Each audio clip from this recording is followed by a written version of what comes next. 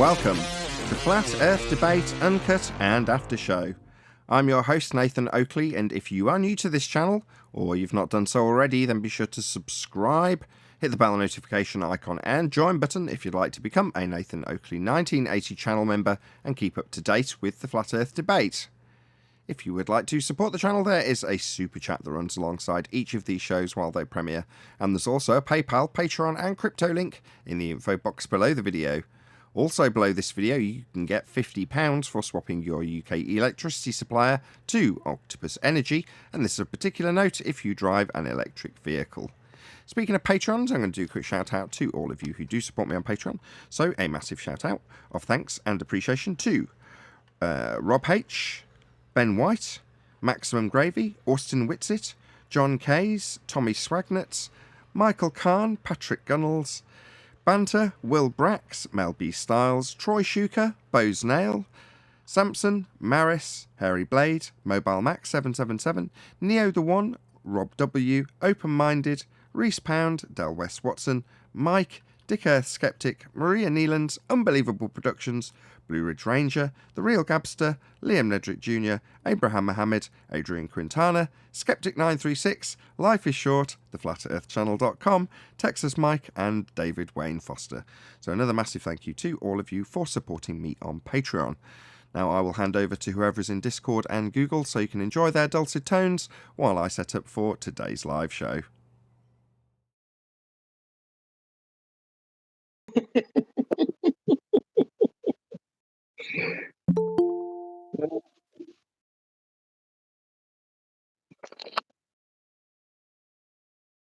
Yeah.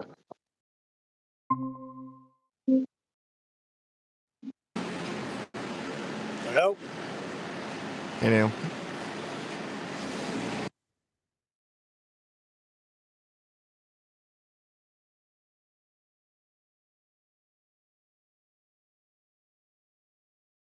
Here's Neil. Hello.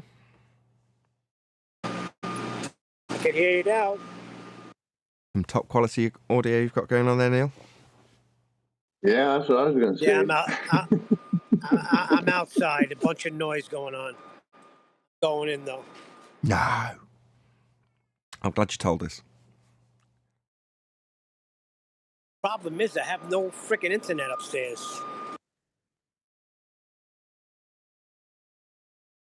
Of course, because contextually we all know exactly where you are and what upstairs is and why it wouldn't have internet. 27th floor in Manhattan, 48th and 7th Avenue. You would think I'm higher to the satellite, right? So I should get better reception? Higher than a satellite up a high rise? I don't think so. Not even in their rhetoric. Oh, I see what you're saying. You're saying you're higher up, so you're closer to what they claim to be the satellite. Yeah, it's done with ground transmission towers, though. That sucks.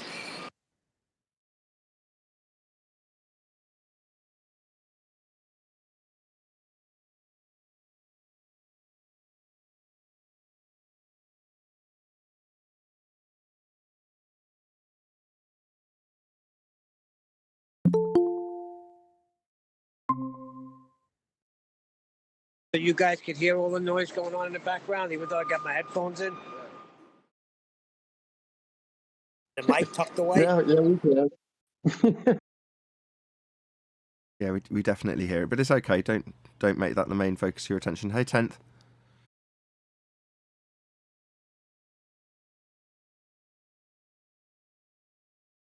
No, didn't hear you. You came off mute. No words. Try again. Good morning. Good morning. Very good morning. Good morning to you too.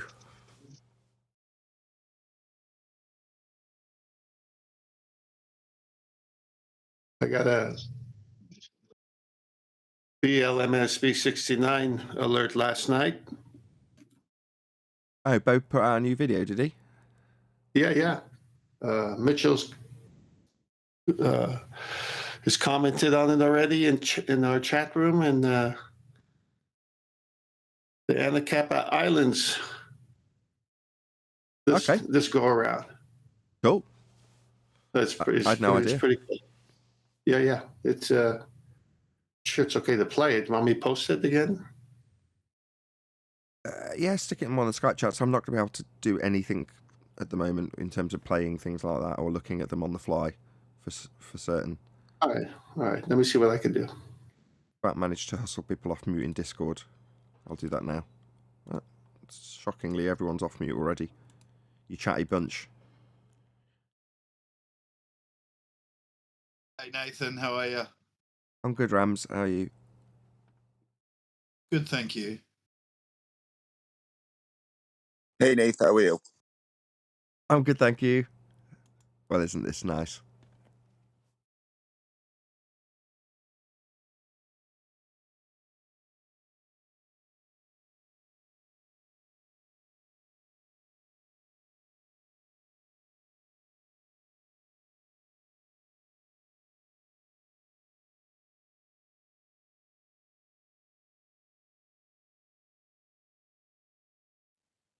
Well, that was a pretty good. That was a pretty good talk you had yesterday. I think it's so hard for people to see, right? I can't even remember what we were talking about yesterday, Steve. I'm really sorry. Well, just basically, oh gosh, cognitive dissonance, I think, was kind of what we were talking about. How people, the ballers, we're always talking about it actually. How to see the picture with these people that come in here repeating nonsense. Yes, I do vaguely remember now.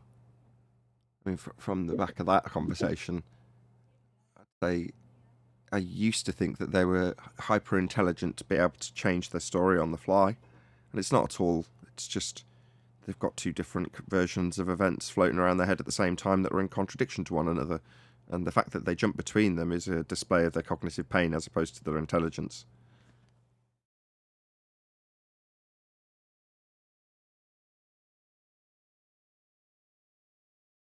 Oh, the pain.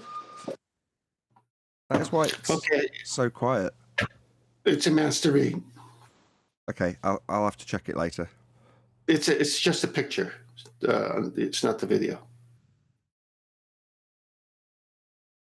It's a picture with a heading on it. It pretty much says it all.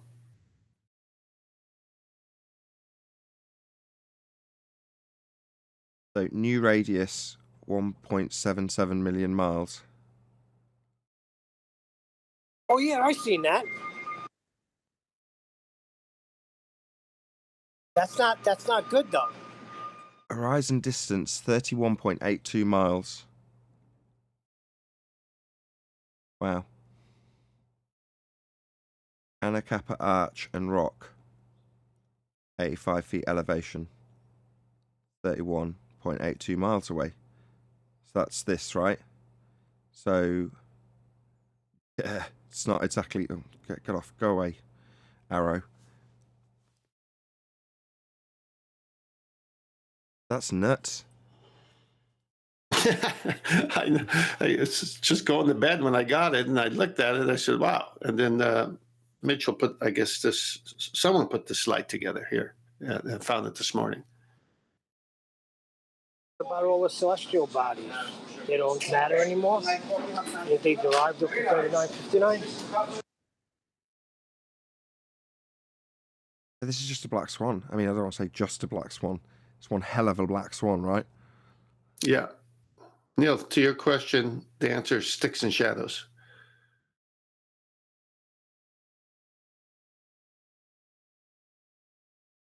Very good.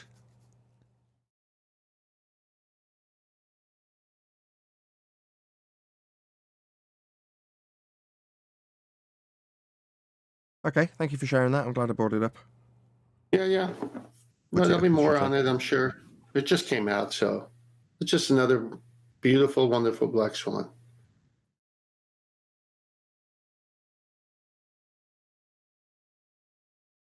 Yeah, I mean, sticks and shadows really is simple. It's the sun at a lower angle to you and casting a longer shadow. over a flat plane. I don't see how they got anything with sticks and shadows, unless they want to preassume the Earth is curved and the sun is infinite distance away, and rays come in parallel, which can't be seen because they come in divergent.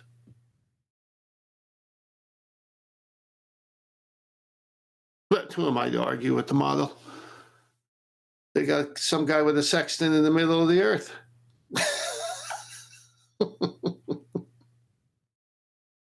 It's getting comical. Got to keep banging that drum.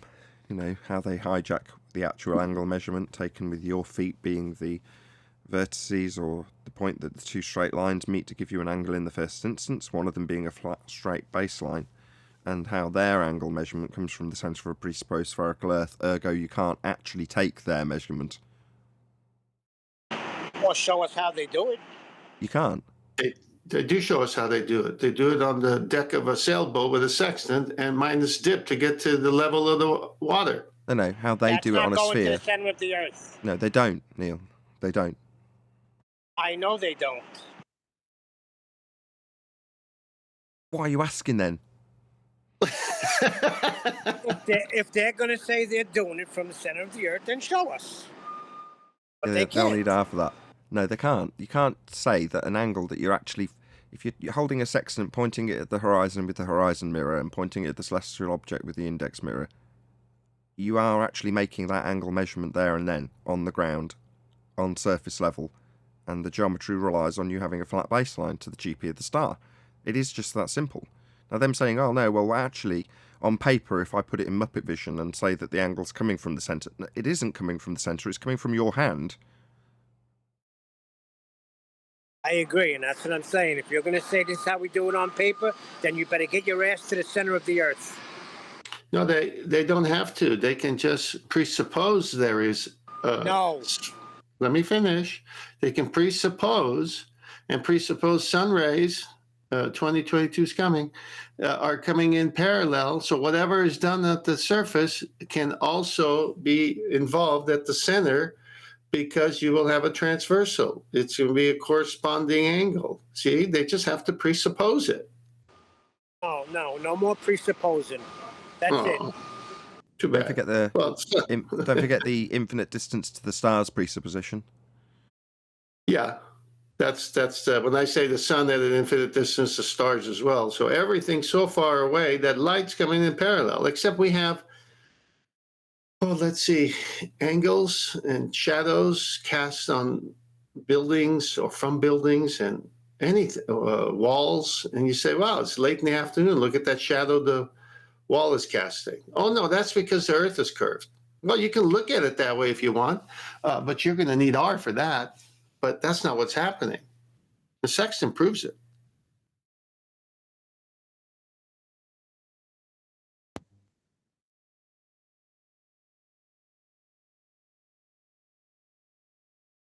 Yeah, just got to keep banging this drum. Yeah, I'm going to send the picture to Master B. It's one of their own, but it's so good. You just got to see it every day. Okay, it's coming your way. And the same people who tell you all this garbage are the same people who put out slides like this. It's up there. Yeah, I've got it up. How does this work? How does this work with the center of the Earth crap? Oh, it's a nonsense, isn't it? This is an example of somebody holding those two positions simultaneously. And they've got to square the circle. So this is how they square the circle, the left-hand image. Mm-hmm. Yeah, pretty sad. I'll tell you what's pretty sad. I'm out for a cup of coffee. It tasted so good I went for another one. And just as I'm drinking it, of course the boss comes.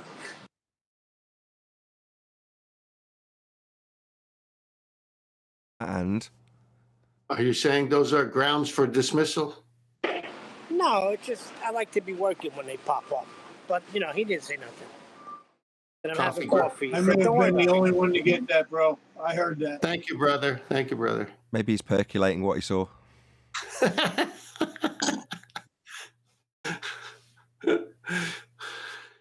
No, I'm a quick thinker, so I'm like, yeah, there's a flood. 29th floor's flooded, multiple units. Just defer right away. So he's off me drinking coffee and wondering where the water's coming from. He's probably all right. He's probably just a regular Joe.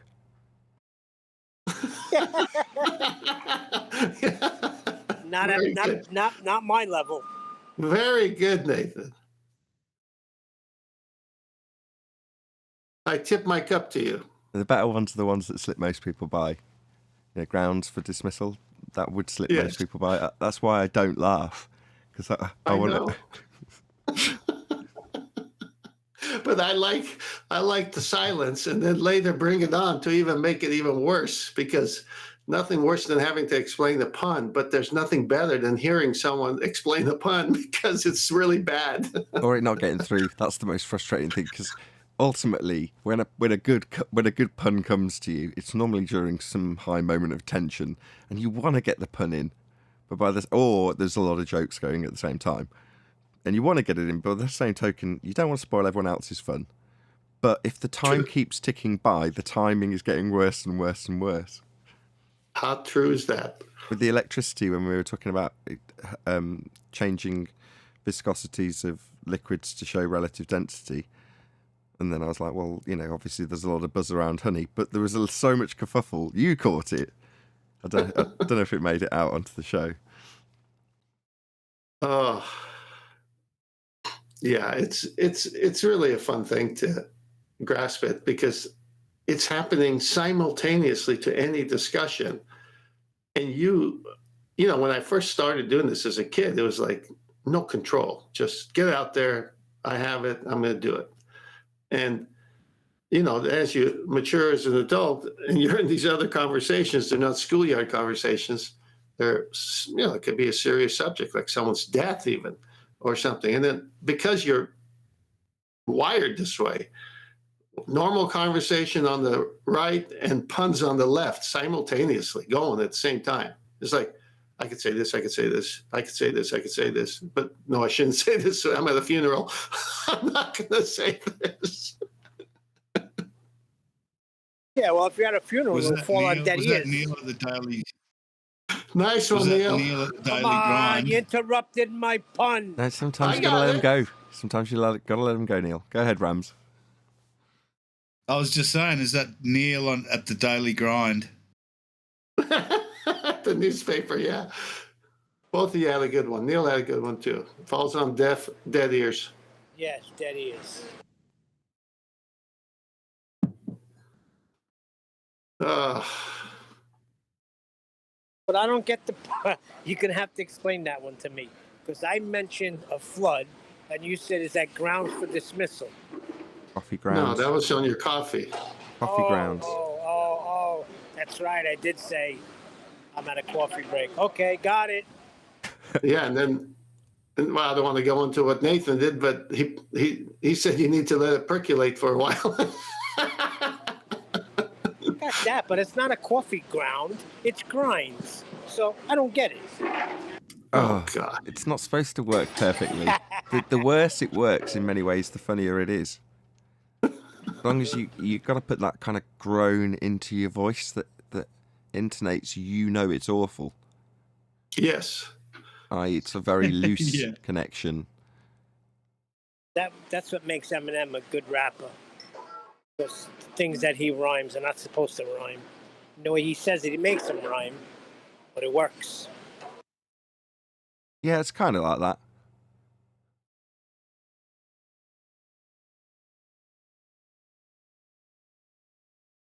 Don't be cute, Nathan. So we don't have any ballers right now in Discord. It's all flat earthers in Discord. Is that right? No one's chatting away, or? Let's just go down the list. Endless. Are you a flat earther or a baller?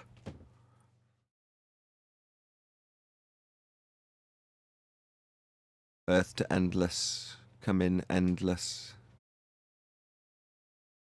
His role is a flat earther. If you roll to flat earther, it means you've you've qualified or justified yourself enough to be rechanged. Everyone enters this server as a baller, without exception. Okay. Harp. Yeah. You're a Glober, Harp.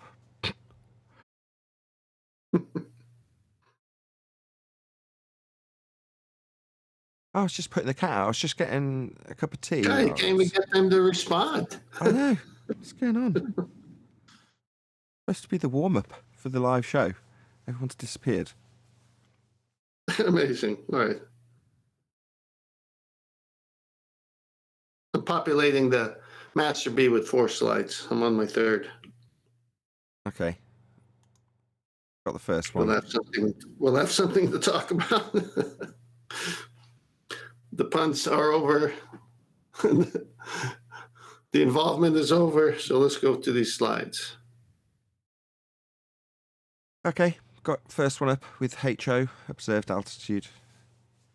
Yeah. So very simple. Right angle, star. This is why we keep talking about this, or should I say harping on this, since we got a harp in Discord.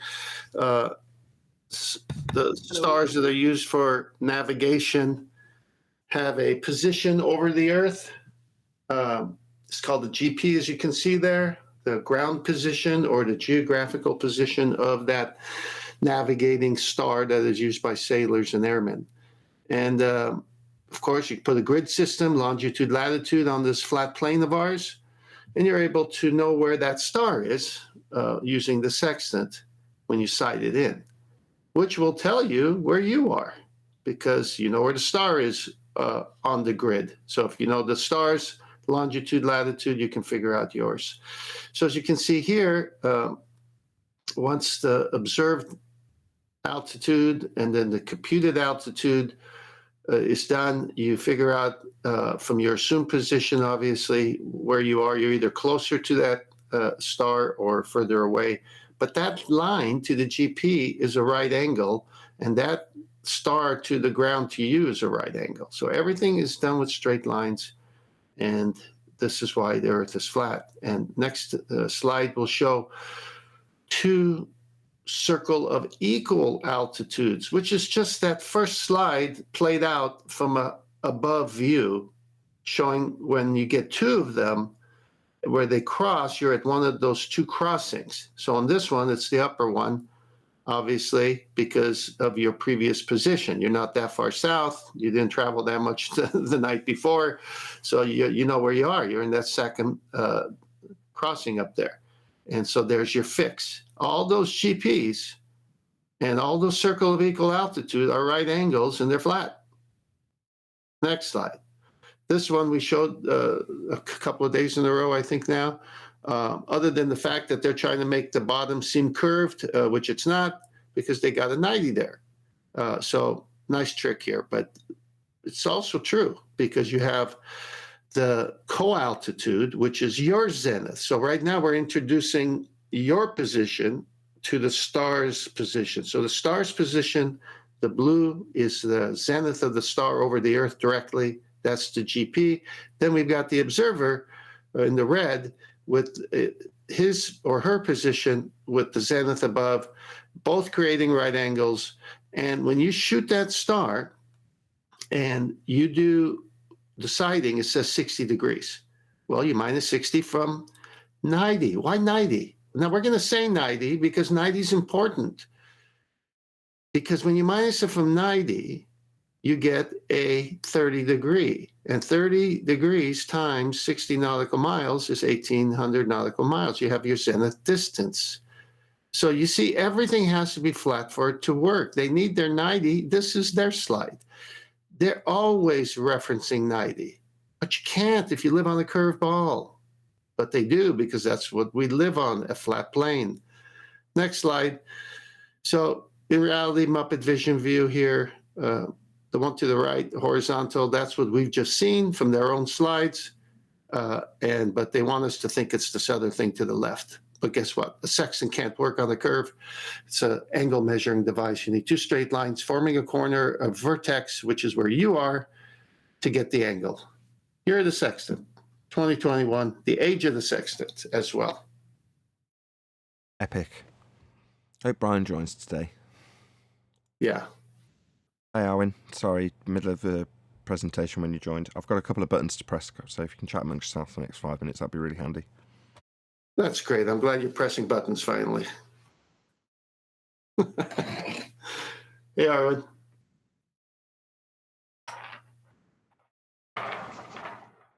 Neil, you're back on? Yes. Okay. Well, Arwen's on mute. You're back on, and Nathan's pushing buttons. Discord, can you hear me? Yes, we can hear you. Yeah, Did we you got guys see, John. did you guys see those slides as I was doing it, or were you just hearing it? I'm just hearing it. Just hearing Okay. it. Yeah, but you can picture There's in your no mind, right? way for us to see. You can picture in your mind through the description of right angles how it has to work. Yeah.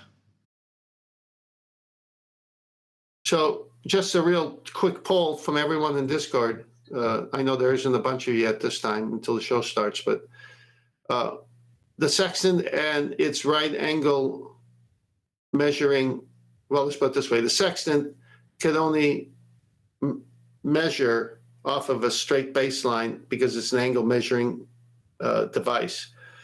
How's that affected your debates? Have you had any with ballers outside this show? I have, and they do the same old trick that they do with the level and you know, and the curve, and basically they turn it for theoreticals, for the purposes of working the mathematics sake, they treat it as flat. In all sorts of weird doublespeak and just weird tricky logic that they use, basically to justify them treating it as flat. Whoa. So you're saying a 3,000 mile radius to a GP of a star, they're going to admit is flat?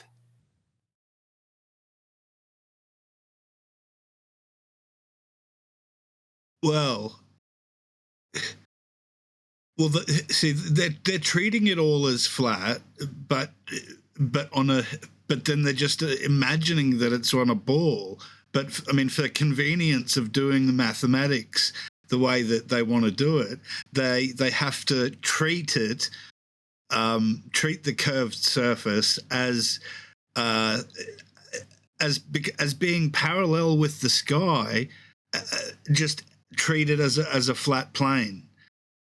And for theoretical sake, they believe they can do that. So when Nathan says it only exists in the math, and they pretty much agree with that, then it's not real. It's not reality. It's a mathematical thing. Yeah, they're essentially fighting in defence of their position towards the sextant. They're having to fight our argument for us and tell us that we will consider the geometric certitude of flat baselines, that would be flat Earth lines to the GP, in order to do this, or make an angle measurement in the first place. However, after the fact, and after assuming it's flat, measuring it's flat, and triangulating with its flat 90-degree baseline to the GP, you can then assume it's a sphere after the fact if you want to. But that would be us pulling apart their argument if we phrased it that way, and that's how they phrase it in response. Yeah, the Akuma virus response with intrinsic lines. Remember that one?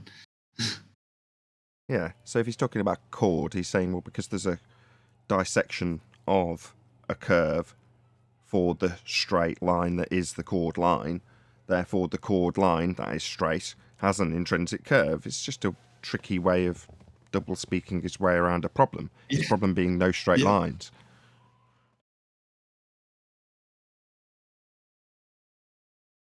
All right, so the remaining... This only works with straight lines. Yeah, they don't have any. So, anyone else in Discord was going to pipe up on that question? And I actually spoke to someone who was in the Navy, and his excuse was that they had to take readings every, say, hour. I don't know how that explained it, but that's what his argument was. That's true. They do take Well, once you study how they do it, they have a daily routine from the time they wake up until the time the sun goes down. Then it's up to the stars as long as you can see the horizon. So it can, like a full moon will allow you to do it well at night, for example, because you can actually see the horizon. But what they do is they constantly are having to say, what's the current of the ocean? What's the wind? What's it all doing to our boat? So every few hours they have to do it. And then they go to their plotting sheet and see if they're veered off course or they're on course. So yeah, that's true, but that doesn't answer the question.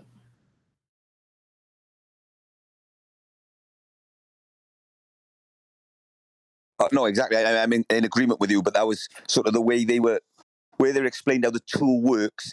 In their mind, they believe because they take it every couple of hours, that means that it's flat, it's spherical.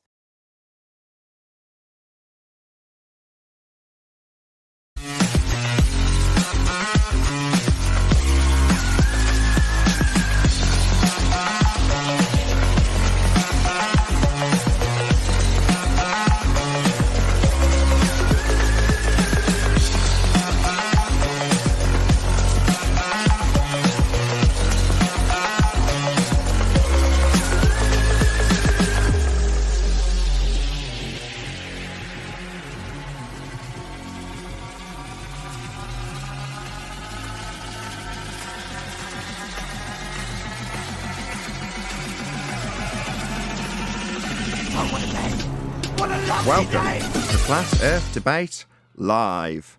I'm your host Nathan Oakley, and if you are new to this channel, or you've not done so already, then be sure to subscribe, hit the bell notification icon and join button if you'd like to become a Nathan Oakley 1980 channel member and keep up to date with the Flat Earth Debate. If you would like to support the channel, there is a super chat that runs alongside each of these shows while they are live, and there's also a PayPal, Patreon and crypto link in the info box below the video. Also below this video you can get £50 for swapping your UK electricity supplier to Octopus Energy, and this is a particular note if you drive an electric vehicle. Most importantly, if you'd like to join the discussion, simply mute the page you are currently watching, then click the link in the info box below this video to join the panel and express your views on the nature of Earth. If you do join, please don't swear. If you do, you'll be ejected. And if you are, please don't try to rejoin the stream using sock accounts. You'll be warmly welcomed back on the next stream. Please also share the show on social media. Sharing the show obviously increases the live audience, but this in turn increases the chances of a more diverse panel. So please share the show on Facebook and Twitter. One last time, if you're new to the channel or you've not done so already, then be sure to subscribe, hit the bell notification icon and join button to keep up to date with the Flat Earth Debate. Now we are joined by 10th Man, Arwin, Neil and a whole bunch of people in Discord, so welcome one and all. Good morning. Good morning. Good morning. Hello. Good morning, good to have you all. We only covered one housekeeping question yesterday, so I might leave it till last, just so it doesn't develop into a conversation that only revolves around the lack of physical geometric sphere edge for a horizon, otherwise known as Earth curve. So any evidence of axial rotation of the Earth-based variety?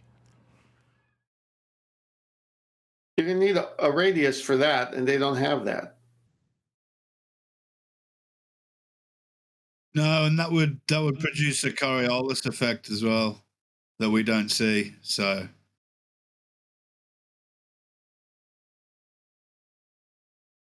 Indeed.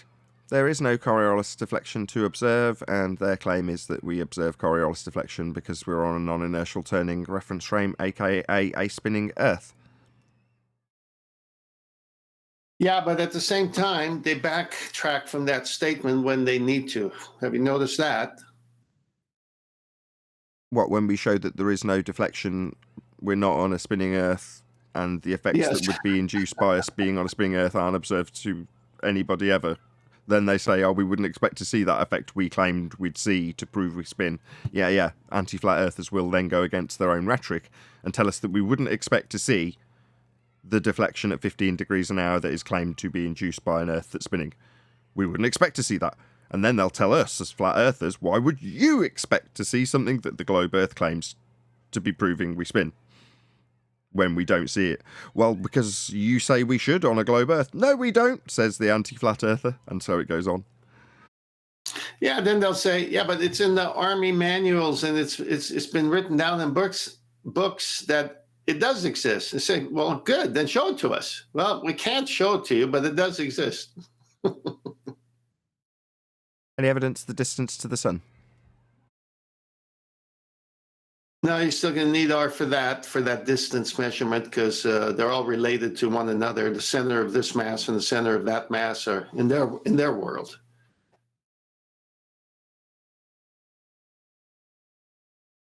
That would be very difficult to do.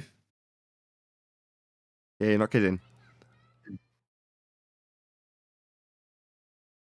Well, you got to have an R to do it to begin with. So yeah, it's difficult to do. They can't even do it on the one we're on. So, shout out to Julio Pabon. He says no to all housekeeping questions, just in case we don't get through all of them. Thank you very much indeed. Julio, really appreciate the support. Any evidence of a self-perpetuating molten iron core at the centre of a presupposed spherical Earth?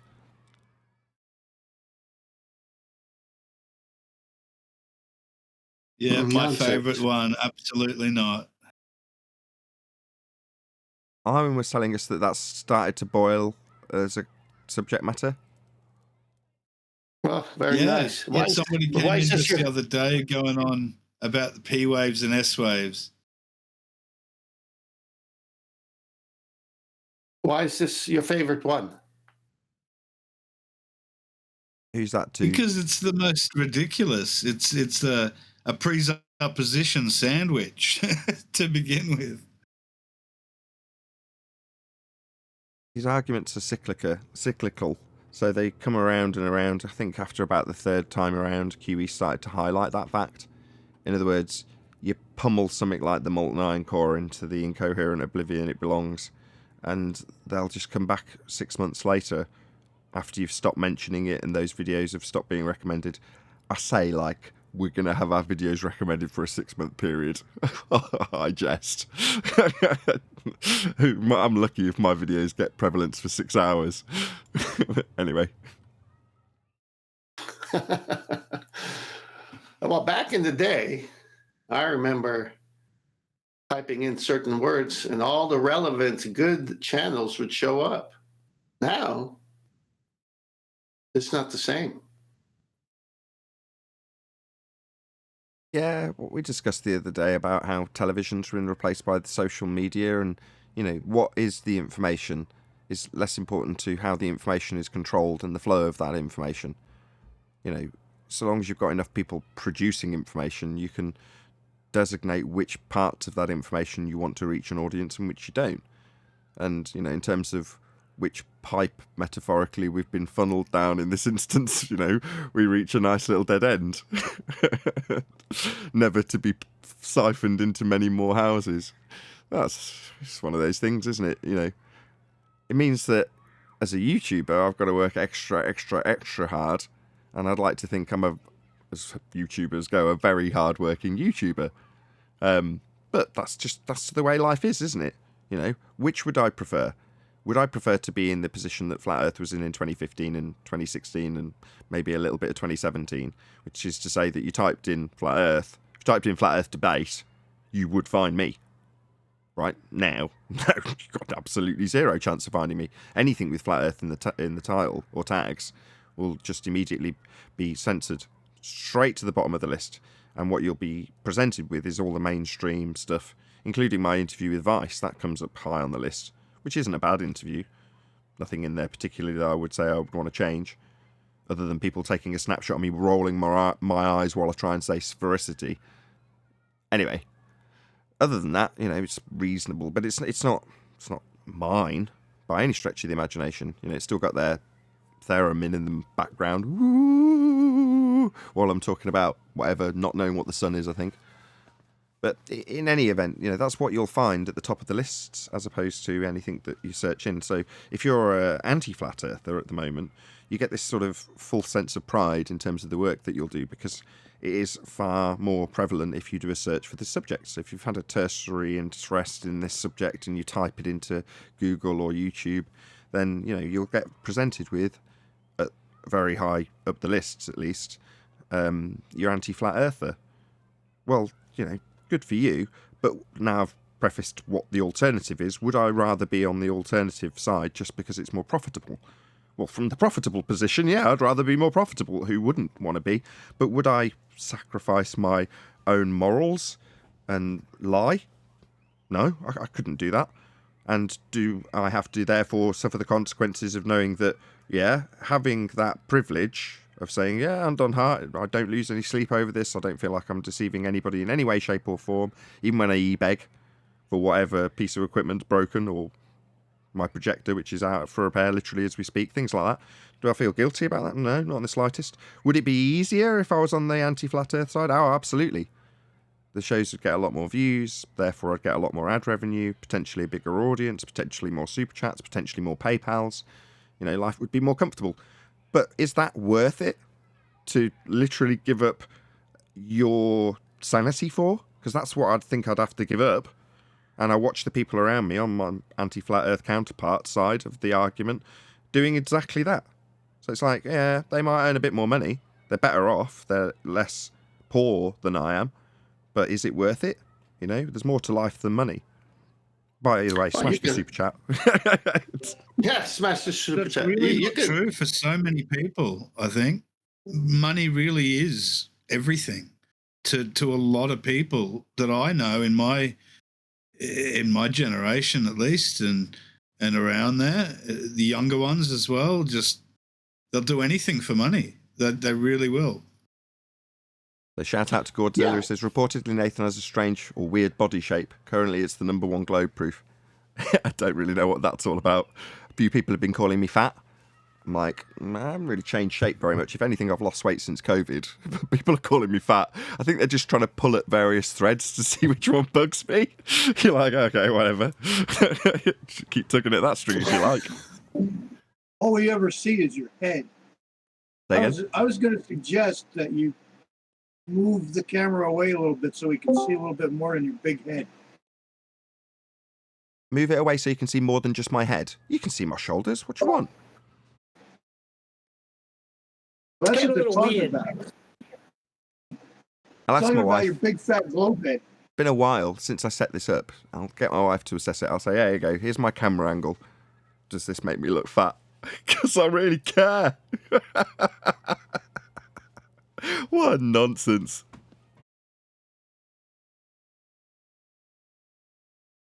As I say, Fundy's just trying to pull at some threads that might give them some joy or some pain relief. In other words, if they can project some pain onto me in any way, shape or form, that will make them temporarily, literally for a few moments, feel better about themselves. Adam? Afternoon, guys. Hello. Good morning, everyone. Any Well, evidence? Nathan, on that note, that could be said about anybody. Look at there's the Amish community pretty much stays to themselves. They don't want the pollution as they deem the world dishes out. And they could go out of that and chase money, but they don't. There's people with high morals that won't sell drugs or do anything that can hurt another human being, and they can make more money if they do, but they won't do that. So that when you bring it down to the ballers, and the question on the table for them is, are you going to keep pushing a lie, or are you going to navigate towards the truth and hold the position where the truth is? And this is what we're seeing, is they rather be part of the deception and, there's money to be made by having channels against flat earth. Well, I'll do that. Can I add that money is an illusion, just like the globe? Yeah. But by the same token, you do have to actually pay for things. So, some people try to beat around that bush in the truth community, like it's somehow wrong to want to make a living. So I just try and negate that by saying, well, I'm a YouTuber. That's my first standpoint. So I then get compared, or that's what I hope, it doesn't happen, but I hope that I'm then compared on a level playing field with everyone else who's trying to make a living from producing videography and publishing it to YouTube, as opposed to, well, by my standards in the community of truth, you shouldn't, for example, put your information behind a paywall. All right, why not? Well, because it's the truth. Completely agree with. Well, I completely agree with you on that. But obviously, on the a bit of paper, it says £10. £10 of what? So when everyone believes they live in a globe, just because they live in that globe, they're not living on that globe. So what have you got £10 of? No, sure. I mean, we could get into the discussion of fiat currency, and if you're unaware, look it up and do your own research in terms of what money really is and what it really means. Very little. You're right. This isn't that show, though. Sorry. Hey, Nathan, I got a question. I will make a note of it, though. Boom, boom. Yeah, we occasionally mention your straw man coat that you have to put on for various different things. So, you know, if people don't pick up what we put in down subtly in that regard, I'm not going to explain the in terminology, the jargon that we use, because it's kept as jargon intentionally. You know, this subject to me is more important. There's plenty of people out there that know about what currency is and isn't, and in many ways that isn't in any way suppressed. It's kind of common knowledge. I'm sure there's probably some aspects of it that's all in schools, but I just don't see that as such a big deception as the very nature of your existence. If you went off grid, having been indoctrinated in a Western world education, you'd still go off grid thinking you were on a sphere and looking up at the moon thinking that men had travelled to it and such. So, you know, I just see it as a much bigger deception than things like the money that we use, which is, I agree with you, it's just a kind of nonsensical thing. But I still do have to fix my projector because it's a nightmare running the show without it. Anyway, I had someone telling me we live on a spinning water ball in a vacuum because when you swing a bucket around your head, the water stays in the bucket, says Ben White from the Super Chat. Yeah, I don't have that story. I know that it's a similar story to chocolates, but mine was sort of gravity got explained to me, then I went home and did that of my own volition in the back garden. I remember swinging it around my head thinking, but it's on the outside. You know, this doesn't make any sense. Yeah. Anyway. I'm holding the handle of the bucket. Well, actually, let's pause for a minute, because that is a point that I try to make with people I talk with. A little parlor trick, just a bucket with water with a handle, you spin it, and this is supposed to be eye for eye, tooth for tooth, equal with the globe with water on the sphere, spinning on these crazy rotations, and the water sticking to the... where is it? I mean, it doesn't even jive. It's not even comparable, is it? Of course not. It's nonsense. But here's the point. The masses fall for it because the masses are sheep and they want to be told. Speaking of masses, any scientific evidence of gravity?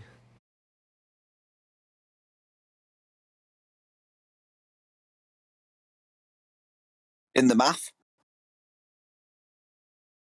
Try that again. Scientific. Any scientific evidence of gravity? Good point. Nothing. No scientific. Hasn't been through the method. They keep changing it. It's being changed as we speak.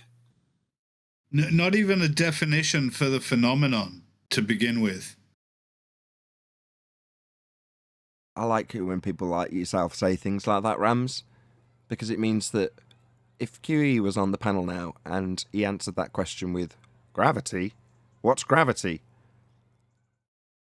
That would often go over most of the audience's head back in the day when he started saying it.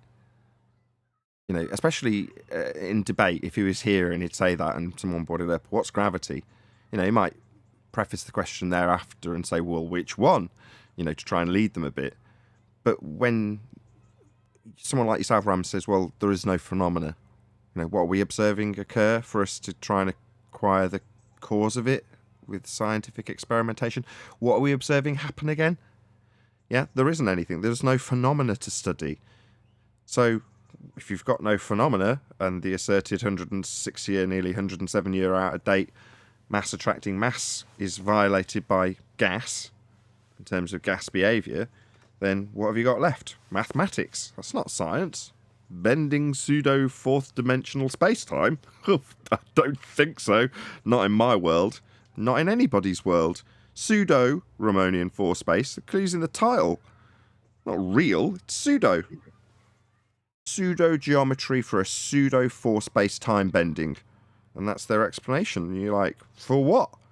That doesn't give you mass attracting mass. It doesn't give you moon pulling on Earth's tides. It doesn't give you men sticking to a ball that's spinning. It doesn't give you anything. Just maths.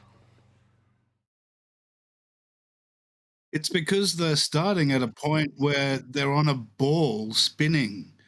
And for that to happen, there must be some sort of force to keep everything from dispersing.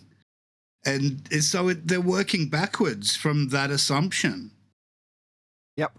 It's a band-aid for a reification that's failed.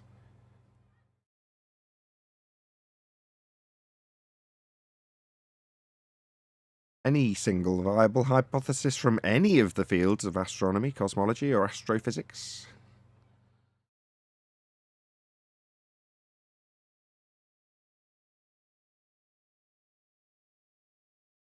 It's sort of a trick question, isn't it?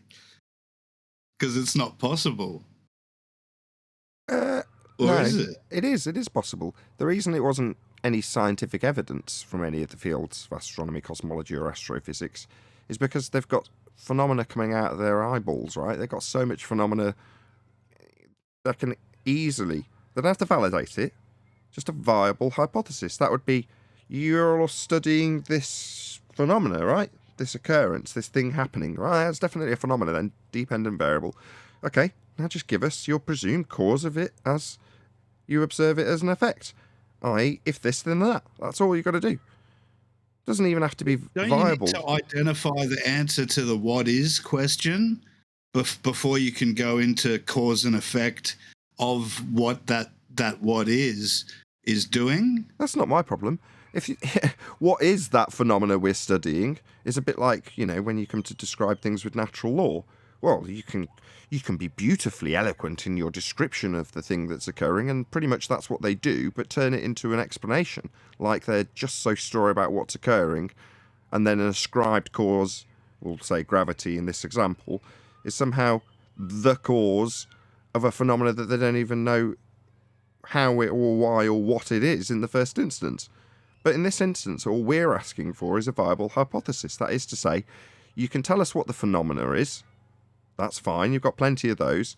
Now just give us science for it in the form of a viable hypothesis. Not validated, viable. That would be, if something you assume causes the thing you've studied, then it will cause that effect and the null. If the thing I think will cause the effect I'm studying, then no effect. That's all they've got to do. It should be easy. But isn't it one of those things that it's impossible to manipulate? No, I'm not asking... They've got to satisfy the criteria for an independent variable in the first instance. Now, okay, I'll pepper it because you're pushing me to. That's fine. Well, what is an independent variable? Well, it's got to be real. Yeah? It's got to be your presumed cause of the effect. And it's got to be capable of being varied and manipulated by the researcher. Now, if you satisfy all three criteria, then it's a viable independent variable. Now, does that mean that I'm saying they must take that which they assume to cause the effect and vary it in experimental controlled circumstances to validate it or invalidate it? No, they just have to suppose a presumed cause of an effect they're studying and then put it into hypothesis format. If A, then B, and if A, not B. Alternative and null. A being the thing they think will cause the effect, which must be real, their presumed cause of the effect, and capable of being varied. That's it. Yeah. Cool. Gotcha. This should be easy, Rams. You're like, it's not possible. Like, trick question. No, not all. It should be really easy for the whole body of science, right? That's what they claim to be.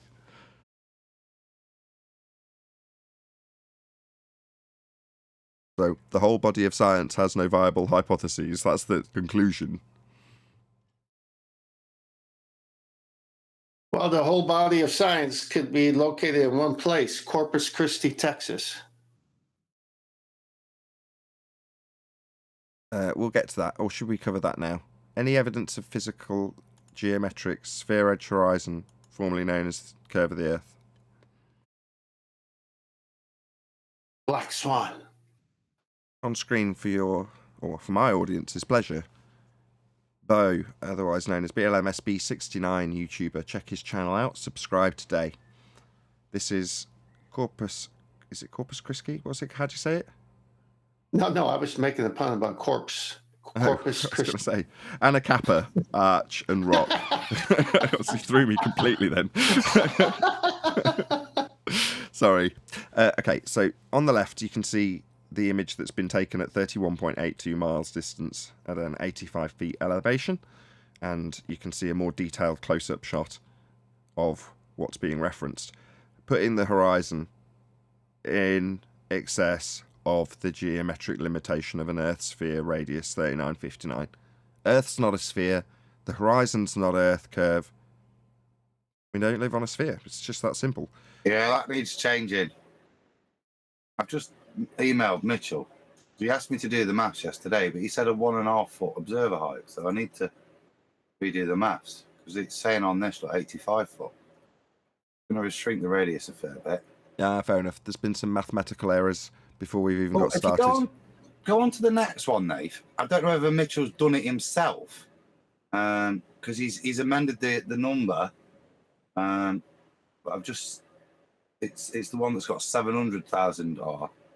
Which is a lot more reasonable, isn't it, from 85 foot? Was the 85 foot the height of the rock? I don't know. This is what I'm not sure. So this is what I want to ask him because the numbers he sent me was 1.5 foot elevation. So I did the maths on 1.5 foot off the ground and 30 miles. I saw the video that BLMSB did. He was 1.5 foot. He put it on his own video. So his shot of it is from 1.5 foot. So that 85 has to refer to that rock cropping being 85 feet. Yeah, that's fine then. I don't know. Yeah, it must mean 85 foot high elevation is the rock as opposed to the observer height. Cool. Well, that's fine then. The maths is right. I'll take it all back. Okay, fine. I'll just do a couple of quick shout outs. Al Junkie says, gems inside my ear. No, they don't live on a lobe. Okay, thank you very much for the super chat. Really appreciate the support. Also, Godzilla. If you spin a gas giant, in quotes, on a rope in the middle of the near perfect vacuum. What near perfect vacuum? Sorry, I won't. I'll start that again because I'm interjecting in your super chat, Godzilla. Let's try that again. If you spin a, quote, gas giant, end quote, on a rope in the middle of a near perfect vacuum and you can still see Saturn at night, then debate over. Globy logic. Okay, thank you very much indeed for the super chat. That's a great play on the bucket.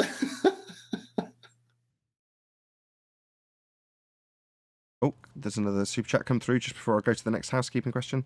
So, Justice Bernal, have I said that correctly? Hopefully so. Anyone seen BLMSB69 new Black Swan video? Can you provide a simple explanation? Yeah, we have. We've got modus tollens. Maybe that's referred to the globers, as in, can the globers explain away this? Yeah, they can say refraction, and upon doing so, they invalidate the geometry of an Earth sphere because you can no longer acquire the radius by way of a dip angle measurement to that geometric limitation formerly known as Earth curve. So their rebuttal would be refraction, and that annihilates their own globe faith. Thank you very much indeed for the super chat, Justice.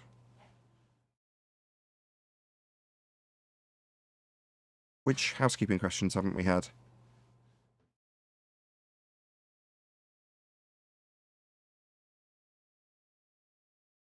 Well, you started with saving R for last, so No, I was intending to save the physical geometric sphere edge, formerly known as Earth's curvature, but then there was a little bit of a blip in between, as we didn't know if there was a 1.5 feet observer height or an 85 feet elevation, as noted. But there we go. So it seems like it's all good now. Any evidence of the R value, Earth radius?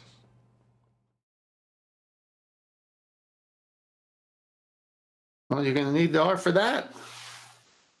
You can't presuppose all these things like they do.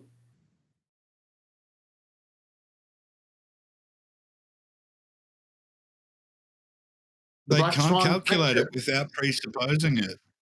Yeah, calculations exist in the math, that's fine. But if you're going to say it's the reality we live on, then the black swan could never exist.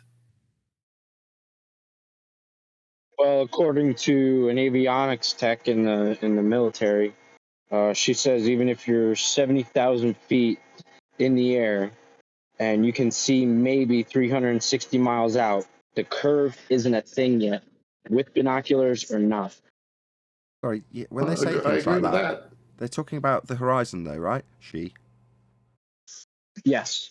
The horizon's not Earth curve. We've debunked that. So if they're going to say, oh, if you go up really high, you won't see the horizon bending as Earth curve yet. You're not high enough. The horizon's not Earth curve. What do you mean you're never going to see it? We'll see the horizon at a high altitude. It just isn't Earth curve. We've debunked it. This was something that Righteous Force had the penny drop about a month ago. I was like, yeah, Black Swan. He was like, hold on. Does the Black Swan apply to the horizon at high altitude? I'm like, it's just the horizon. Doesn't matter where, at what height they say it's Earth curve. Doesn't matter if they say you won't see it bending at high altitude in this case. See what bending? The horizon? That's not Earth curve, love. They're not getting it. We need to put out a paper or something. Yeah. If the Earth was a sphere with a radius of 3959 miles, then every distance to horizon could be no more than 1.2 times the square root of the observer's height in feet. What's that assertion? Well, it's the assertion of Earth curve, the Earth curve mathematics based on R. And where have you got the R from? Well, by measuring the dip angle to the physical geometric sphere edge horizon that's claimed to be falling away from your position 8 inches per mile squared, and a limitation to your view that obscures things in the distance. That's your Earth curve horizon, and every distance to it can be no more than 1.2 times the square root of the observer's height in feet. That's your Earth curve geometry. Now, the moment we show, and we do, that it's beyond the limitations of a sphere Earth radius 3959, then the horizon is not Earth curve. It's beyond the geometric limitations. You can't just refract it. It's a geometric assertion, a physical limitation to your view. Now, if you refract it in response to the Black Swan argument modus tollens, I'll repeat it. If Earth was a sphere radius 3959, then every distance to horizon could be no more than 1.2 times the square root of the observer's height in feet, and the Black Swan shows the horizon beyond the geometric limitations of a sphere radius 3959. Therefore, the horizon is not Earth curve, and the Earth is not a sphere. If your response is, well, refraction, well, then you can no longer derive the geometry because it can't be acquired if the horizon is refracted. It's no longer geometric and can no longer be utilised to acquire a geometric value of R. That would be Earth radius. So it debunks their own assertion in the first instance because they can no longer measure Earth as a sphere because they're saying we don't have the geometry, we don't see the geometry, it's refracted. So therefore you can't see the geometry, we don't have the geometry, it can't be measured. That would be Earth curve, cannot be seen, doesn't exist beyond the maths, and cannot be measured. We can't see or measure Earth curve, is their response. Refraction. Alright, game over, globe. You need to be able to measure the R value to refract it in the first place, because your refraction on a globe is based on R. 7/6 of the radius in standard form terrestrial refraction. So to say the horizon's refracted, you're going to need R. And you're debunking your capability of acquiring it if you say the horizon's no longer in a geometric location. There's the full argument, Black Swan, top to bottom, including anti-flat Earth responses. I thank you. Right. She was wrong, even if correct. She was wrong, even if she was basing it off of her heliocentric model, because there would be roughly about 11 miles of curve at that height and at that distance. So she was wrong as in a whole. Yeah, but that's the point of that argument. No, It's you been still structured like in that. such a manner that you will argue about whether or not the horizon in this example, which is assumed on both sides to be Earth curve, is or isn't bending. So during this argument where you say, well, you're wrong even based on your own heliocentric assumption, because at that altitude you've got 11 miles of curvature, what is the curvature that you're saying you would have if their model was correct? It's the horizon. But the horizon isn't Earth curve. So don't lead with, well, you're wrong in terms of your own model and your own understanding of the model, even though you're correct. You're right, she's not falling in line with globe rhetoric. But all that means is she's an anti-flat earther then, yeah? But your horizon's still not Earth curve, pretty much. anti-flat earther. Pretty much. Did we cover gas pressure without a container? I did mutter it through at some stage.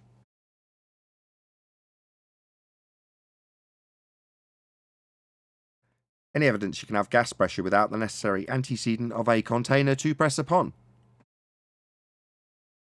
No, I wanted to go for ignorance. You could Gravity. go with Gravity, absolute- gravity. I'm not listening. Gravity. Absolutely right, Neil. Profound. Columns of air. Yeah, it Oh doesn't yeah, form columns of air. You don't have columns of air.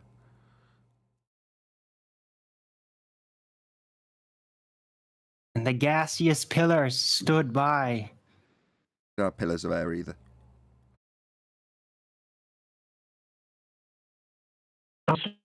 you know.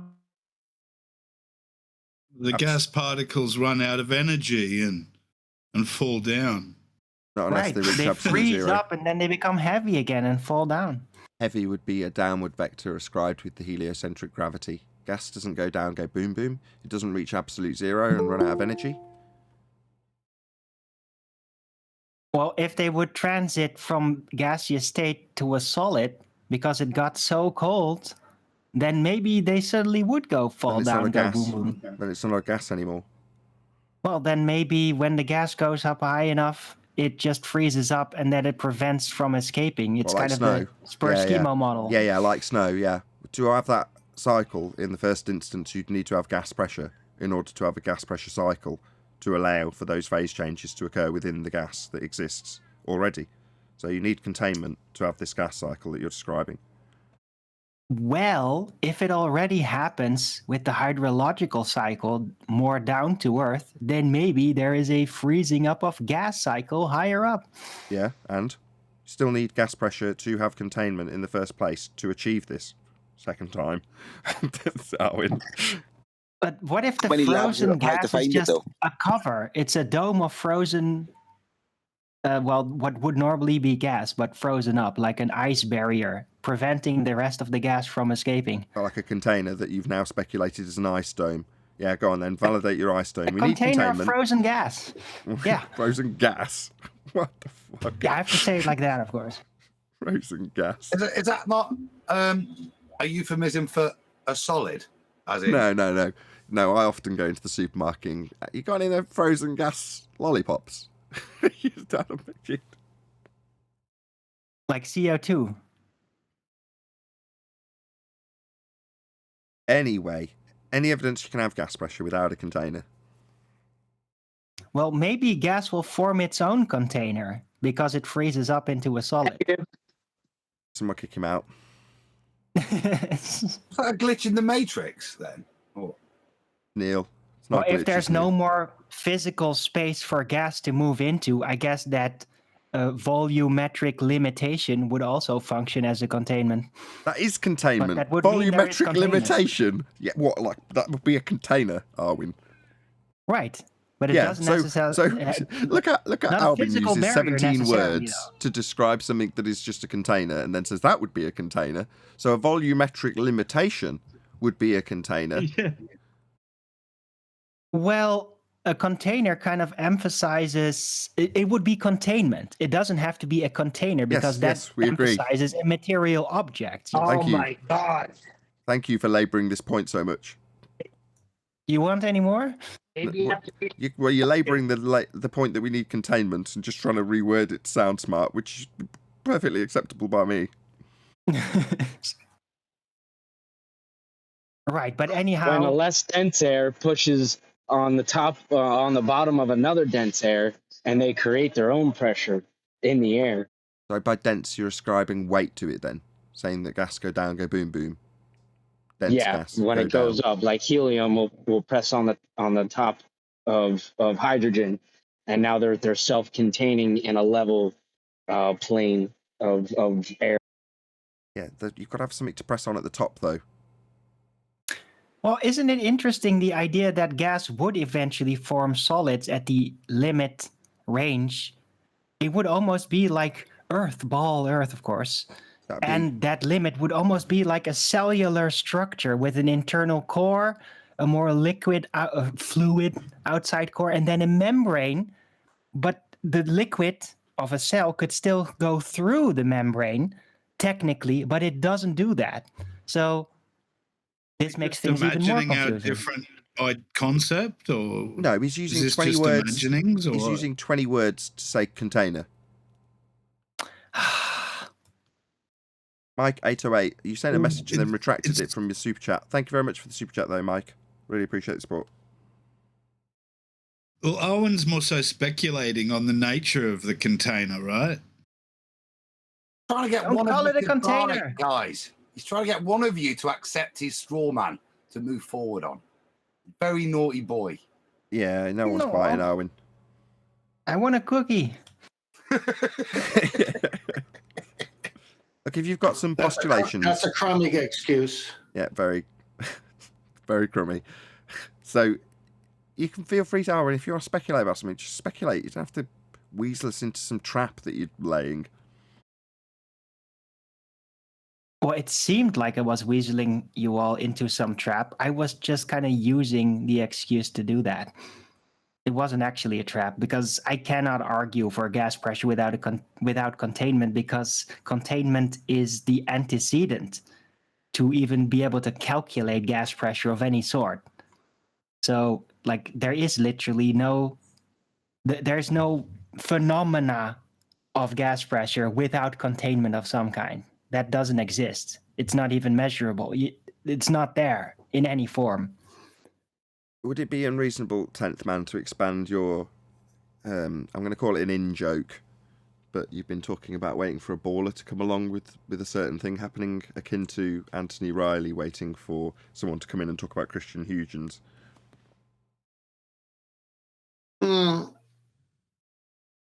Elaborate a little bit. That was very high-pitched. Okay, well, let's do a quick straw poll. Guys in Discord, do you vaguely recall 10th Man saying, oh, I've got something dynamite that I'm just sitting on, waiting for the right person to come along, in regards to the sextant? Do any of you recall that? Yeah, I remember that, yeah. Just you? Yeah, that's enough elaboration. Has he arrived, this person, or she? No, I don't think so. Nah. Which person would that be? Morgal contacted me this morning. Oh, cool. He said, oh, just send me the link. So I should have done that, really. I'll do that right now. Well remembered, Nate. It is well remembered, eh? But, you know... I'm hearing that you don't need the horizon. Again? For the sextant. Say that again? Apparently, you don't need the horizon to use a sextant. Who said that to you? A certain doctor. Oh, I'd like to know why they have a mirror on the sextant called the horizon mirror, then. I'd like to know what that's used for and how many applications but of you that. Don't need it. You don't need it. There's other ways of doing it. Well, okay, but every sextant has two mirrors, index arm has one. That's to bring the luminary down to the horizon mirror. Now, how many applications of the horizon mirror are there? So maybe that's what he's talking about. Well, that mirror is to calibrate on the apparent horizon, not the geometric horizon. So are you saying in the sextant manual, the handbook itself, it says apparent horizon? Well, no, it wouldn't have to incorporate all that because that's so technical, right? That would only make things more confusing. Oh, I see. So they just went with the natural horizon, and the dip correction is your height above the sea level. Well, what's that for? Well, they have to calibrate it on the apparent horizon because you can only, it's a visual instrument, so you can only calibrate it to a horizon that you can see, you see? And why is it that they want you to use the horizon, especially out on sea on the rocking boat? What does the horizon serve? What purpose does it serve for the sextant? Because it presupposes R, just Level like flat. terrestrial refraction? No, level, flat baseline. Thank you. But it's R-based, though. It incorporates terrestrial refraction, but you don't need to take that into account. Base of a triangle's flat and straight, right, Arwin? That depends on if you're using geodesics or not. We're not using geodesics, we're using a triangle. Okay. So the lines on a triangle, you'll agree, are all straight. I don't know what I was trying. I'm out of it. Just, where I'm leading you is, you said you need an R value. Well, in terms of a triangle, name one of the lines on a triangle that requires an R value. Well, the letter R does have two parts of a triangle. Radius value for one of the straight lines on a triangle, Arwin. Well, the letter R also has half a circle. Interestingly enough. No, not the geometry of the lettering. We're not having. This isn't calligraphy debate. Oh, sorry, I didn't realize that. Nice. Okay, let's just try that again. Are you clear we're not talking about topography? Or typography, I should say. Typography, right. Well, we are supposed to be talking about topography, right? Sort of. If I'm taking a measurement off a boat, Arwin, and I use the horizon to create my level, and then I take my angle from that level I've created to the luminary. When I draw that triangle, honestly, because I'm 10 foot above the water, when I draw it out, that baseline is not flat. And therefore, the angle from me to the GP of the start is not 90 degrees. So what the dip angle correction does is take your height above the water and adjust it so that it brings you down to the level of the water, making that angle now a 90 degree to allow the geometry to take place, the geometric calculation to take place from that point on. That's the purpose of the dip angle. Right. So it is like the perfect adaptation to terrestrial refraction, right? No, it's got nothing to do with refraction. What the hell are you doing? Ruined a perfectly good summary. That was so concise from Adam. No, but it's actually using the water as flat. It's still flat. I'm just trying to do what Baldwin does. Take a break, have a cookie, sip some tea. Oh, I'm actually having a pizza right now. Well, wonderful. Have a slice on me. The point directly overhead is the zenith. The angle between lines drawn to horizon and zenith is 90 degree, or a right angle. This is from the navigation book by Hale Jacobi. The point that everyone needs to realize is when they first came on, and their first rebuttal was, don't say 90. Eli reported that to us on the other channels. Don't say 90. Well, I'm sorry, but even in your own book, you need a zenith. And zenith is directly above you, that plumb line, that's your GP. And the baseline is to the horizon. So you got a zenith from your position and the baseline to the GP of the sun. And the sun's got a zenith position, a plumb line, and its own GP, a vertical, meeting the earth, the water at some point. And that baseline is leading to you, the observer, so that you can calculate and through the measurement through degrees and where you are in relationship to where the sun is at that point. It's all right angles. The whole navigation is based on right angles. The zenith of the star, the zenith of the observer, the angles in between. That all requires a baseline. And it all has to be flat. That's why Adam said eloquently, you minus how high you're above the ocean so that you can create this right angle, a right angle from you to the GP of the sun, a right angle from the sun to you as well. That's how you get the co-altitude.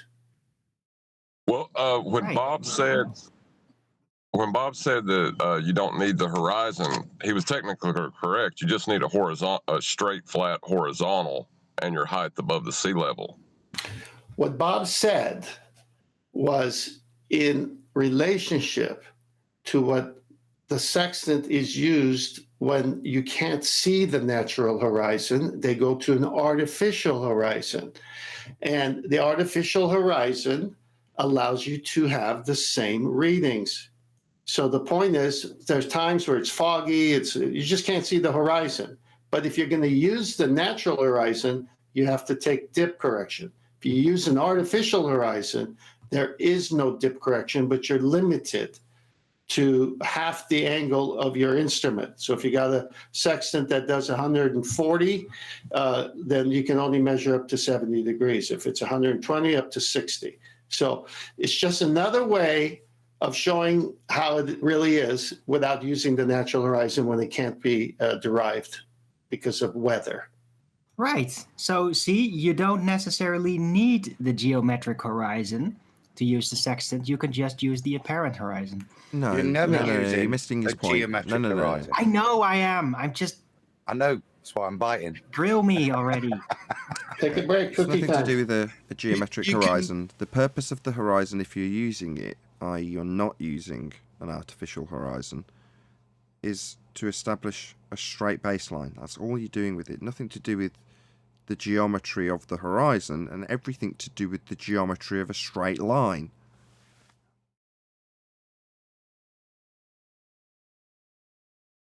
Technically, you can measure the angle between your zenith and the star, right? And then go from there. Yeah, you could do it with the plumb line. The more crude way, Tenth mentioned this a while back, is to just do it by dropping a plumb. But that's not necessarily the easiest thing to do, especially on a boat.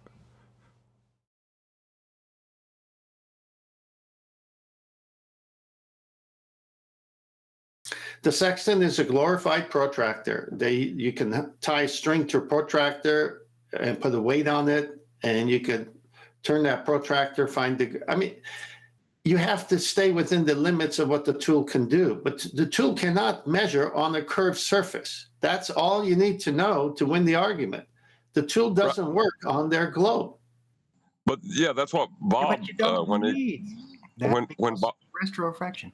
Hold on, Owen. Go ahead, John. When Bob come in and said that about not needing the horizon, right?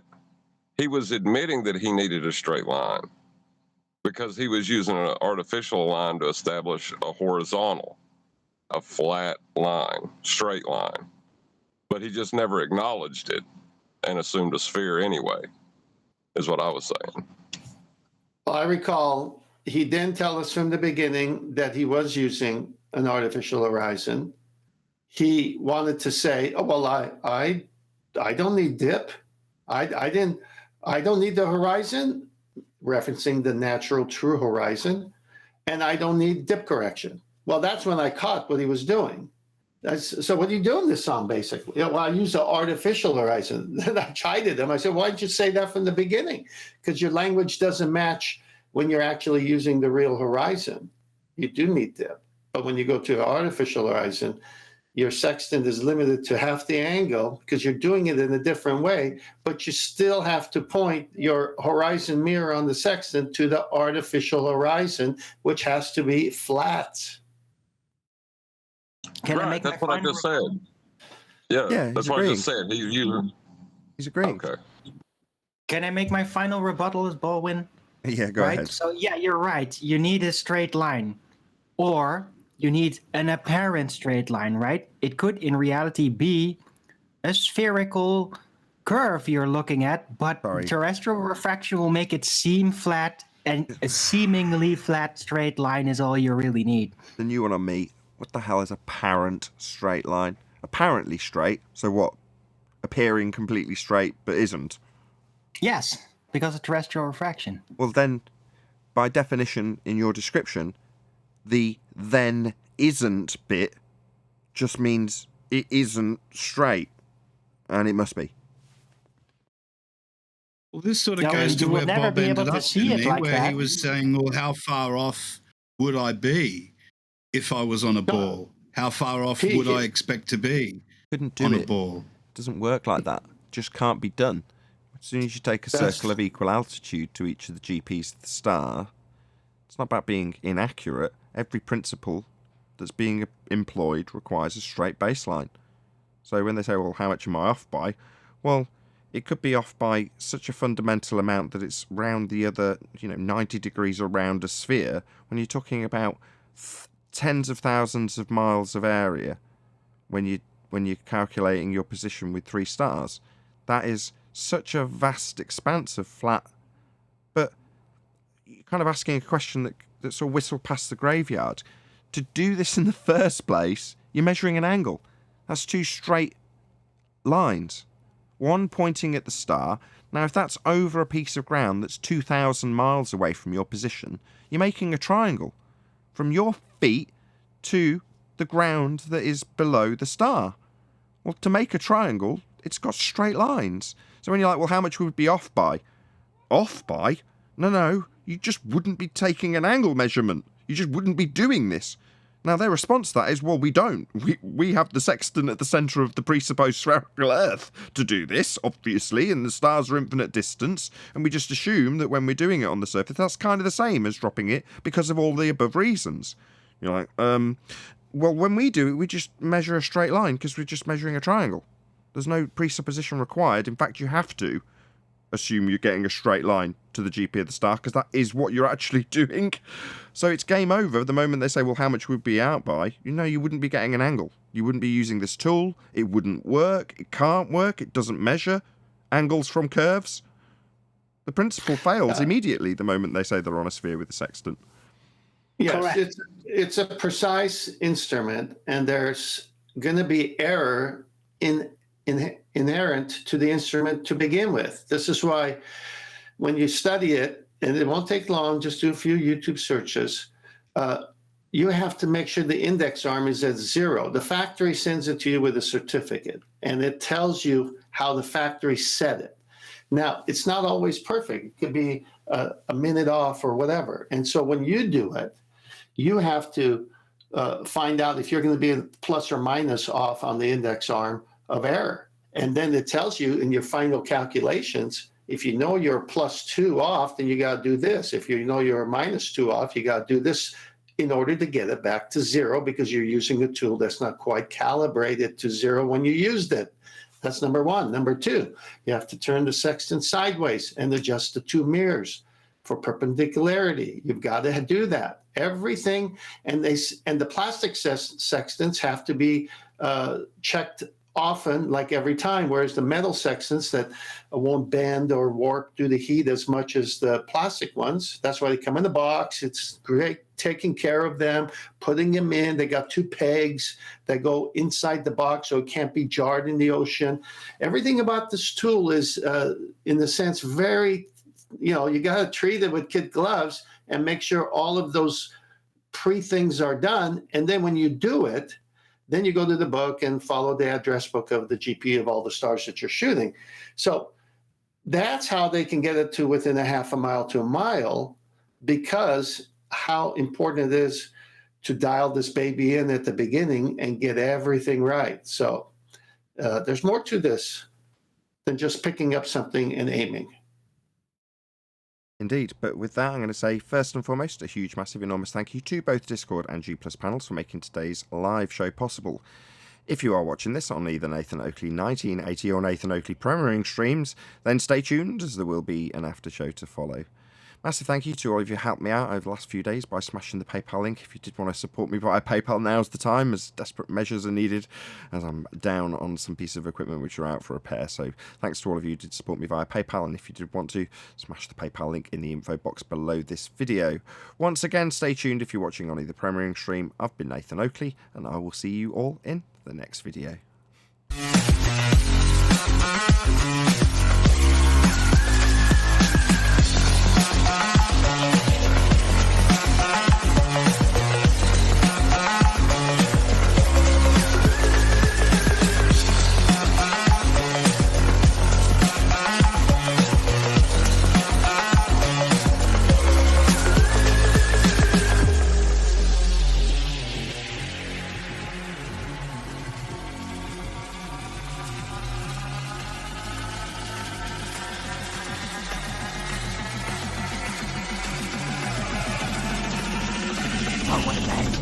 What a lovely day!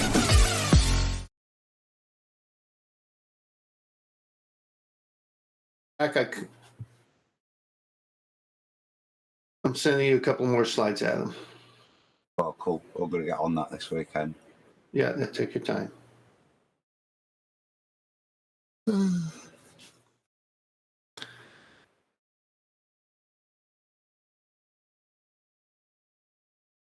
Yeah, got to keep beating this drum. It's going to take a while for people to understand how the sextant works. So we'll beat it because we're using their material to beat them with. It's their material that says it needs a flat baseline. It's their material that says it's a right angle. It's their material that says zenith is directly overhead. It's their material that puts a 90-degree box under the GP of the observer as well as the GP of the sun. It's all their material. Wake up, ballers. You're being lied to. Okay, but still, I wonder, besides the paradox of terrestrial refraction, let's just overlook it since it's my paradox, right? How could it not work with terrestrial refraction? Could you explain that to me? Armin, we're moving away from what you already tried to do in the live show. Now you want to bring it up again? No, he's asking how, instead of terrestrial refraction, if you're doing a dip correction, all you're doing is bringing your height down so that you can be flat and straight in terms of pure geometry. That's all you're doing. You're just flattening out a curved line for the convenience of being able to do the mathematics. But that was answered in the live show. That's the purpose for the dip correction on the natural true horizon. But you're just presupposing there's no terrestrial refraction. Sorry. I had to do it. Yeah, we're not presupposing anything. When you presuppose R-based refraction is somehow something to do with making a correction that gives you a straight line. It's like, no, your assumption of an R-based refraction and an R-based curved surface for the R-based refraction to bend through the sphere-shaped air has nothing to do with the actual geometry that's trying to be acquired when you correct for your height. So all you're doing is correcting that angle so that you are just dealing with a straight, flat baseline. That's why the correction's done. Sod all to do with R. When the radius of the GP of the star or sun to the observer is, say, 3,000 miles, what does terrestrial refraction got to do with any of that? The tool is an angle measuring device. Once calibrated prior to use properly, and then making sure that dip correction is done on the ocean to the true horizon, you have got yourself a right angle, and then you can get that triangle. So it doesn't matter what the optics are, because that sun's got a GP address, and its angular measurement is giving it to you. And it needs a straight baseline from it to you it don't matter if Santa Claus is in the way.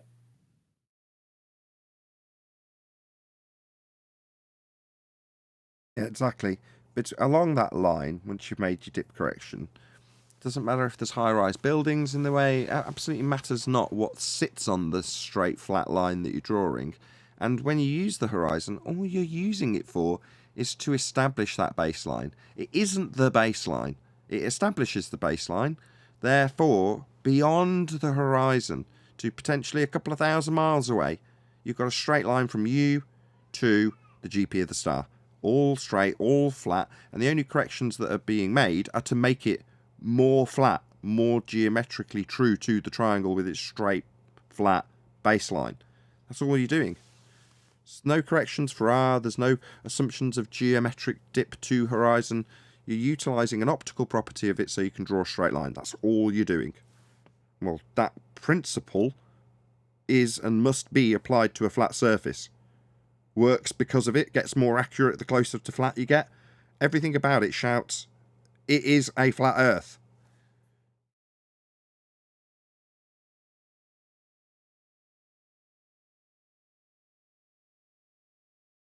Yeah, that's why the sextant works.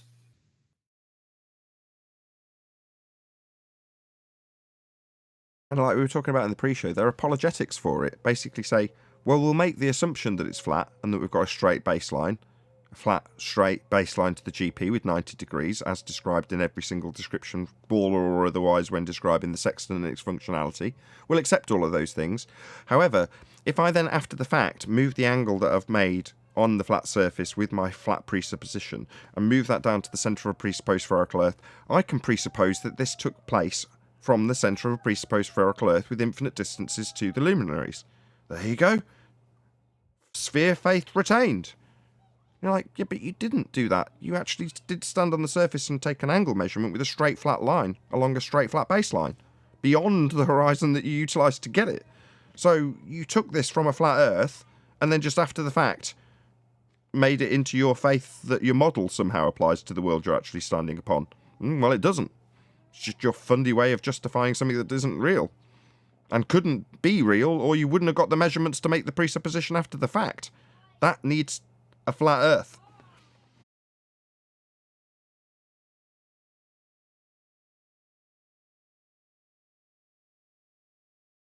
Yep. Anyone in Discord disagree?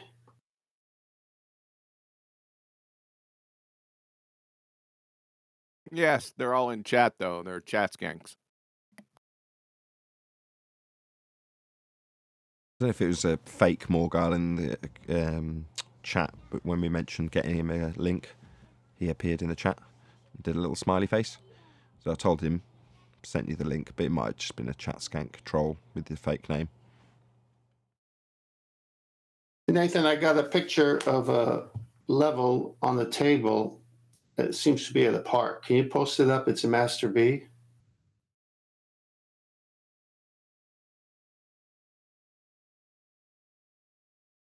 Okay. All right. So here's a level showing that the board, that it seems several pieces of boards on this picnic table, but you're going to get the idea here. So it's level right there. And you see to the right, the board ends. If you were to extend that board to 3,000 miles, it'd still be level. Profound. Well, this is basically what's happening with that baseline. They're on a part of the ocean, and the sun's GP is on another part of the ocean, 3,000 miles away. And the sextant could only work with a flat baseline between those 2 points. Come on, what's not to get? But they're not getting it. No, they're getting it, but they're incog this. They have to deny it.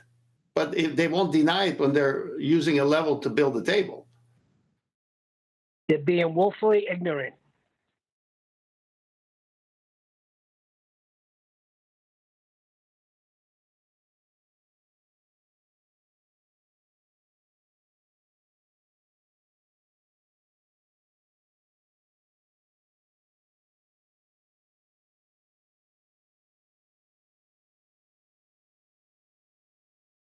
Thank you, 10th. Yeah, I think people got bored of that. Boom, boom. Oh, it took me a second, that one. Very good.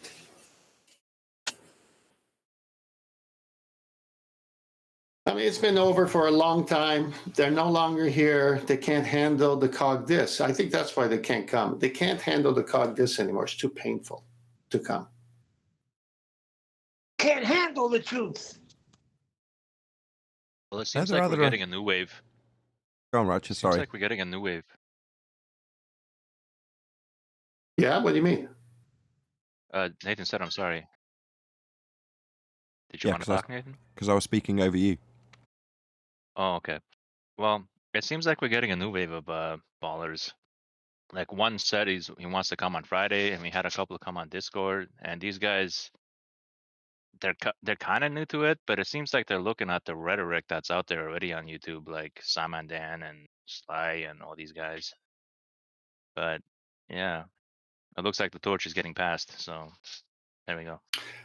Are you saying the torch is getting passed in what perspective? Meaning that they have studied their predecessors and said, hey, that's a silly argument. And then they study ours and say, well, we don't believe that because we're ballers. And then they're coming in with a new perspective to it that we haven't heard yet, or what? Well, they obviously got their perspective. And then when they come here, they're going to see the full perspective, right? Well, we'll see how it goes. The new wave of ballers are just part of the current crop of anti-flat earthers now. That's what I was trying to get to, because if this is the new wave, is the offspring from the old, then it's not gotten better arguments, it's gotten worse. Danny, do you think that Craig's a knob? We think what? Say again. Sorry to cut you off, 10th man. I just want to make it funny. Danny, did you think that Craig's a knob? Can I point something out quickly? Yeah. David Weesel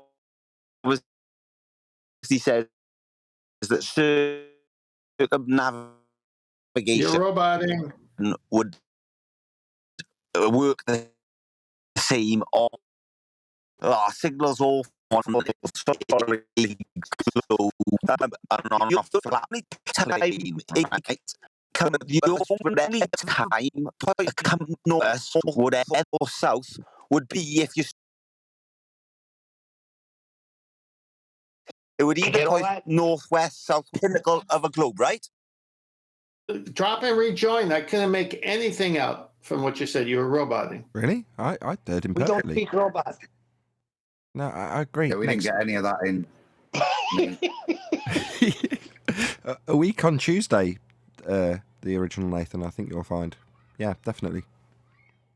And thanks. It would only ever point north or south if you stood directly south or directly north. It would never point in any other direction. It would only point at those directions then, yeah? We missed the beginning part, original Nathan, because you were roboting. Apologies. A compass, if I'm stood at the North Pole and the south, if we were on a globe, the South Pole was directly beneath me, that's the only ever time it would point north or south. If I was stood on the equator to the west or the east coast, then I'm going to point northwest, east, west, whatever. There's the only time we'd ever point north or south if we were stood at the equator on a globe.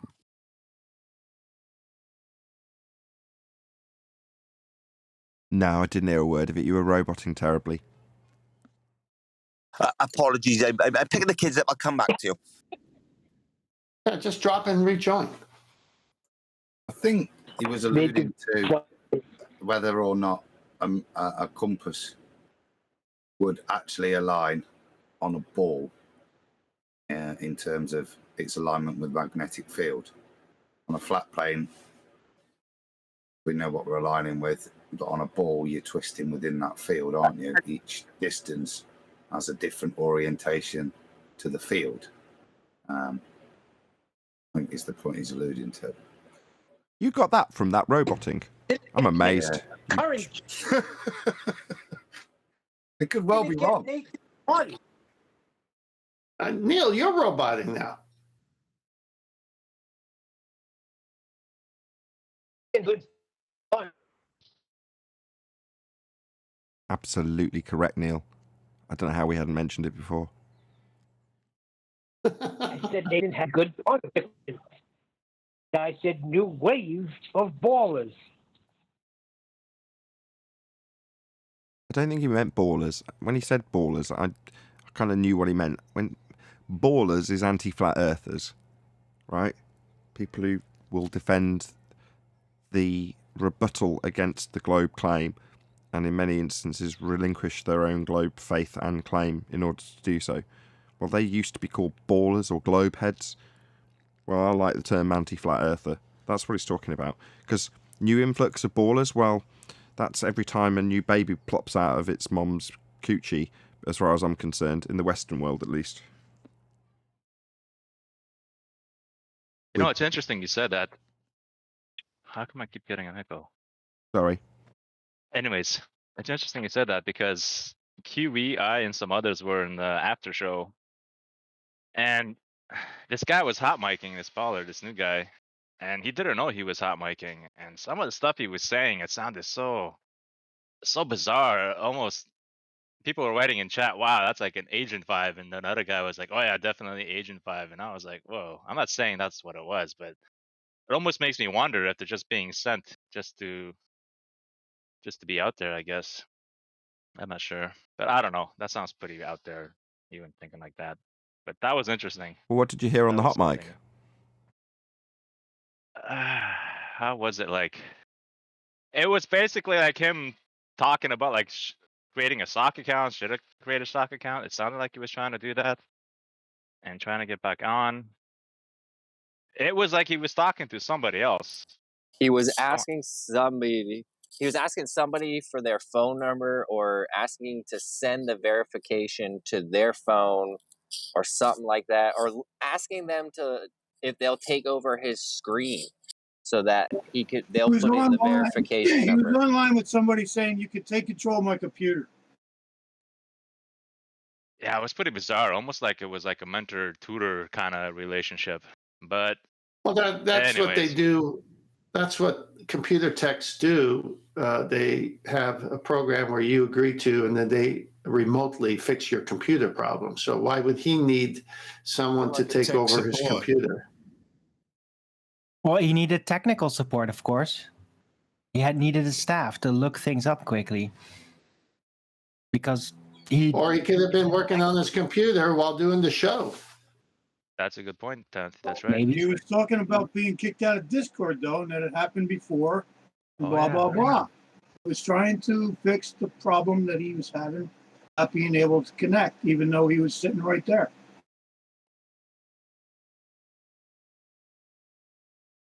But anyways, to bring it back on point, I'm like, huh.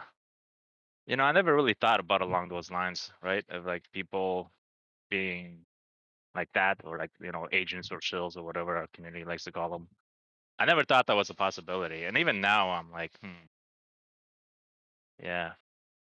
But it was pretty weird. It was a pretty weird vibe yesterday. I was like, oh wow, this is kind of bizarre.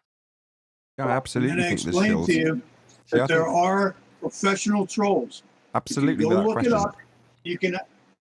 Yeah. You can actually You get so? work being a professional troll. Yes, you know, you were around when I was talking about how, you know, you need the information to come from your next door neighbour so it can be disseminated by whatever means and channels that they want to on Facebook.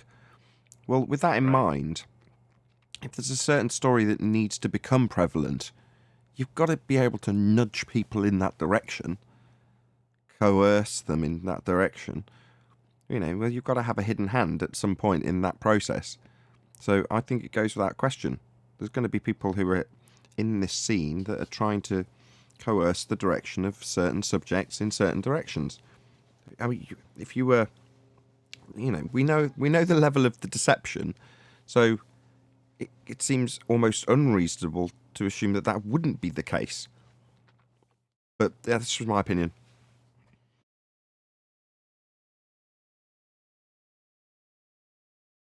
Okay. It seems unreasonable to think there wouldn't be people put in place to coerce this conversation in certain directions. That's just my opinion, but that's just to summarise my opinion on the matter. I think there are paid shills. The chances of you being able to prove someone as such, 0. I've been here a long time. There's been plenty of people calling people shills, and no one's ever shown any evidence to prove it's the case. So, take that as you will. I'm glad you made that disclaimer at the end. Right. That's very good, Nathan. Right. Well, personally, I think there's actually people out there among the anti-flat earthers primarily that are literally getting funding to really find a way to counter us and what we do. Like, they're doing it professionally. They're really trying to dig up anything they can. Yeah, they're pretty called desperate about cosmology, astronomy, and what do you mean? There's universities doing that. Right. Well, they do it, and people dig among us to find flaws and weaknesses, to find anything that they think they can control us with on the long run. They're constantly probing us all. The fact, well, I think for their sakes, I kind of hope they are paid shills. Because if they're not, what kind of sad, pathetic people are you that you invest your life into opposing whatever we believe? Yeah, it does that's seem also very an option. alien. You don't see too many cooking shows with trolls, but there are many ways to cook a steak.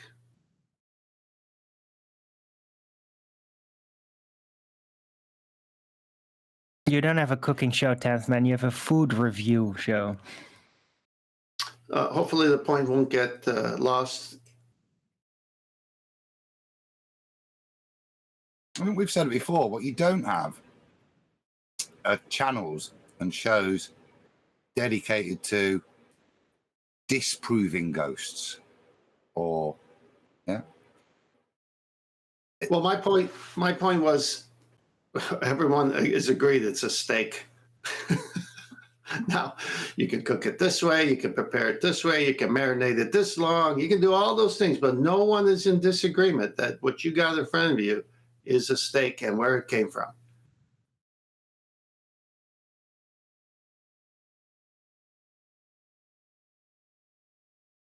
It gets even more confusing when you look at the only parallel I can think of for that matter, with the atheist debates. So you go, okay, you've got the Pope and you've got the Queen and you've got the Church of England and we've got all that. But then you've got the heliocentric worldview disseminated by the Jesuit Church. Okay, that's a bit confusing. But when that information's put out into our realm, we have us debunking the Jesuit school-educated heliocentric model and the anti-flat earthers opposing us. Whereas in terms of the God rhetoric, you've got the powers over the powers that should not be telling you that they believe in God. Then you've got the mainstream rhetoric, which is below them but controlled by them, telling you there isn't Big Bang. Then below them, you've got the anti Big Bang people who say no, there's a creator. And then you've got the anti creationism people who are in opposition to them. So it goes from the top. They believe in God, they don't believe in God. They believe in God, they don't believe in God. As you go down the chain with them debunking each other as you go up the chain in that regard. I mean, at least we've only got 3 steps. The assertion you're on a sphere, us saying you're not, and then below us, people saying you're wrong about how we're not on a sphere. There's only 3, whereas in the creationism debate, you've got a step above in the control structure.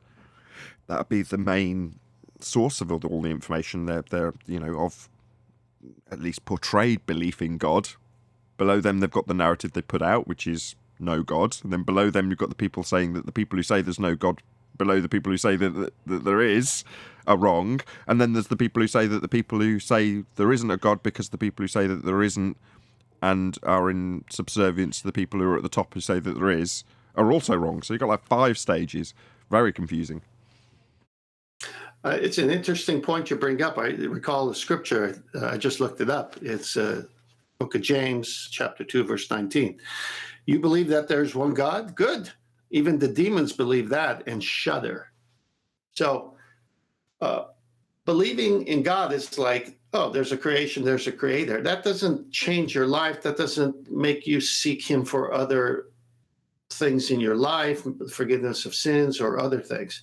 So just stating that a religious system, and there are many, that use God as the figurehead, the normal people will say, well, they're religious and they must be Christian, or they must be this, or they must be that. No, it's a business. They're using the creator for a business, and it's got to line up with the word of God or it's not. So here we got Jesus laying on the ground with hardly any clothes, and he doesn't have a garage, he doesn't have a Ferrari, he doesn't have any of those things. Back in the day, whatever the equivalent was. And you got Joel Osteen, the false teacher here in the United States with big mansions and fancy cars. You got the Pope and all the cardinals with their regalia and their diamonds and gold and rubies and hats and staffs and buildings and treasures. False, all false. Well said. They're doing it for filthy lucre. I'm pretty sure if Jesus was here, he'd drive a Lamborghini, right? He'd take a ride in one and talk to you, but he wouldn't be owning one. Yeah, you're probably right. He'd probably lease that bad boy. No, that's a good one, Neil. He'd go for American Muscle. Right. Listen, guys. What's a blessing? Anybody know what a blessing is? At 8,000 RPM in a Lamborghini? More super chats? Yes, the Pope's both. blessing is Yes, a shot of Sambuca. Yes to both, believe it or not. People Because remember, if you look up blessings in the word, it's physical stuff. Just go look at it. It's physical stuff. The word is meant to bless you. He said, if you obey and serve me, you shall spend your lives in prosperity. That's not the context in which I brought it up. The context in which I brought it up is control of people. Yeah, there's nothing wrong with owning things. Hang on. I think Righteous is saying there's free stuff on offer. Go ahead, Righteous. Well, by the way, Righteous, I love your laugh, by the way. Yeah, Righteous is going to get swept up in that prosperity doctrine. I just read what God's word says. He always said, if you will obey and serve me, yeah, there's nothing wrong with having money. It's the love of money that's the problem. Even Nathan mentioned that earlier. That's the problem when you put money before God. The difference is the way they teach it, Righteous. They teach, if you're not getting blessed, then you're not walking right with God. It's the way they teach it.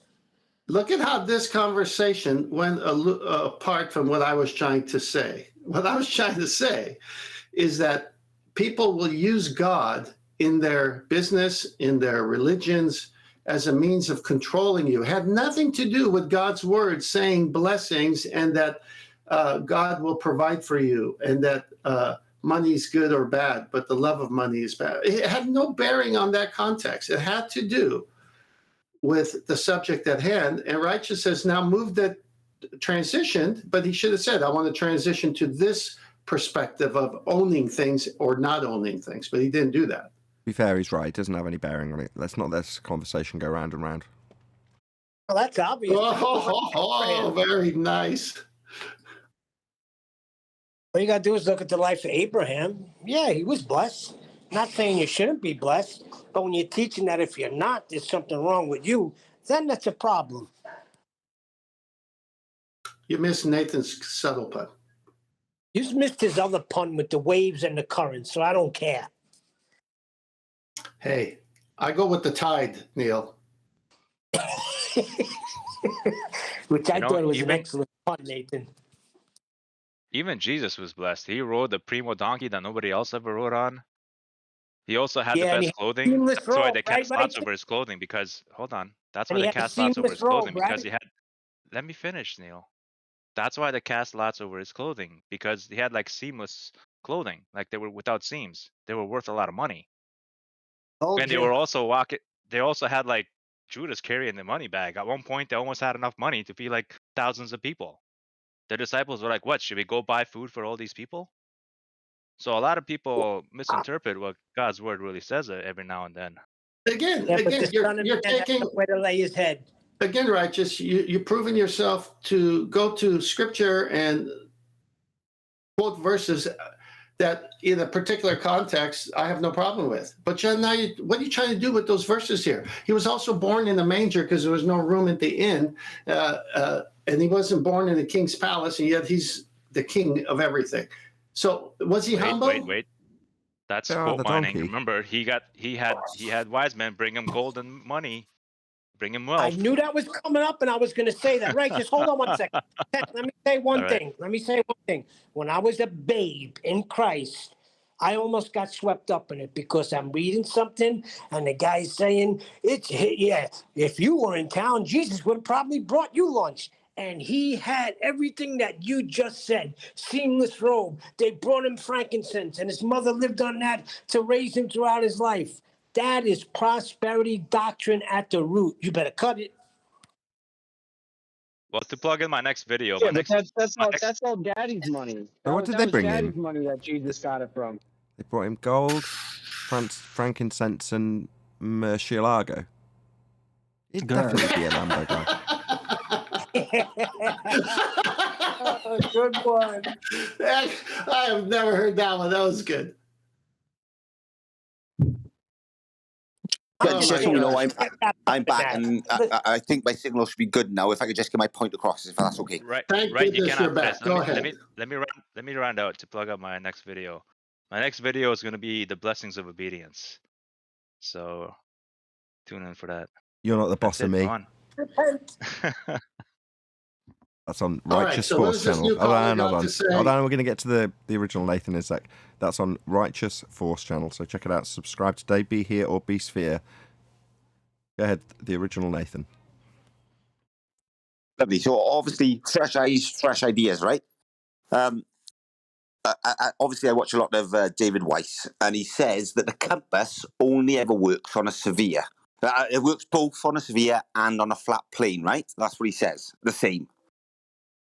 But that's not necessarily true, is it? Because the only ever time a compass would point south or north is if you're actually stood north or south. Because every other position on a globe, it would be pointing northeast, northwest, southeast, southwest. If you stood on the equator, it would never point south, would it?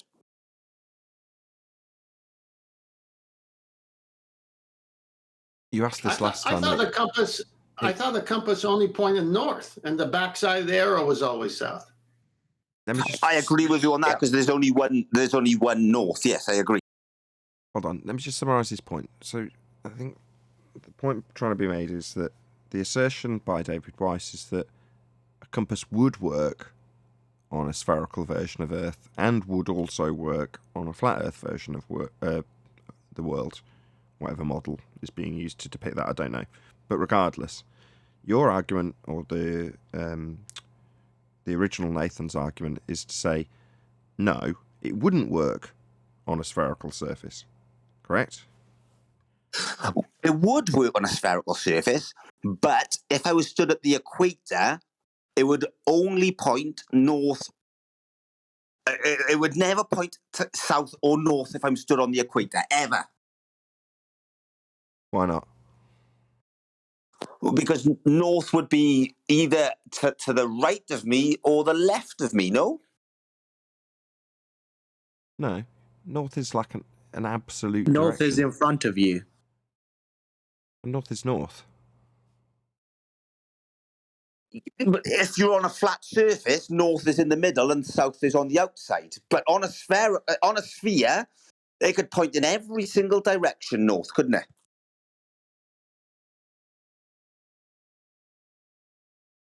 I don't know how to steelman this. I'm not can't put myself in the cognitive frame of mind of a fundy to argue this is a positive point, I'm afraid.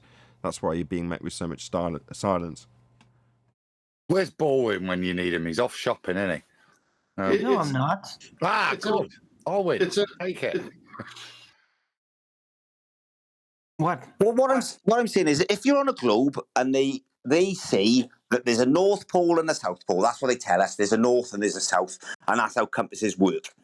The only other time it would point south would be if I'm stood at the North Pole. That'd be the only other time it could be possible. The only other time it would point north is if I'm stood at the South Pole. Otherwise, it could never ever point in the opposite direction to where it's supposed to be pointing.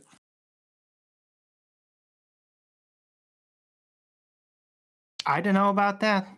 I think that the compasses they just reverse.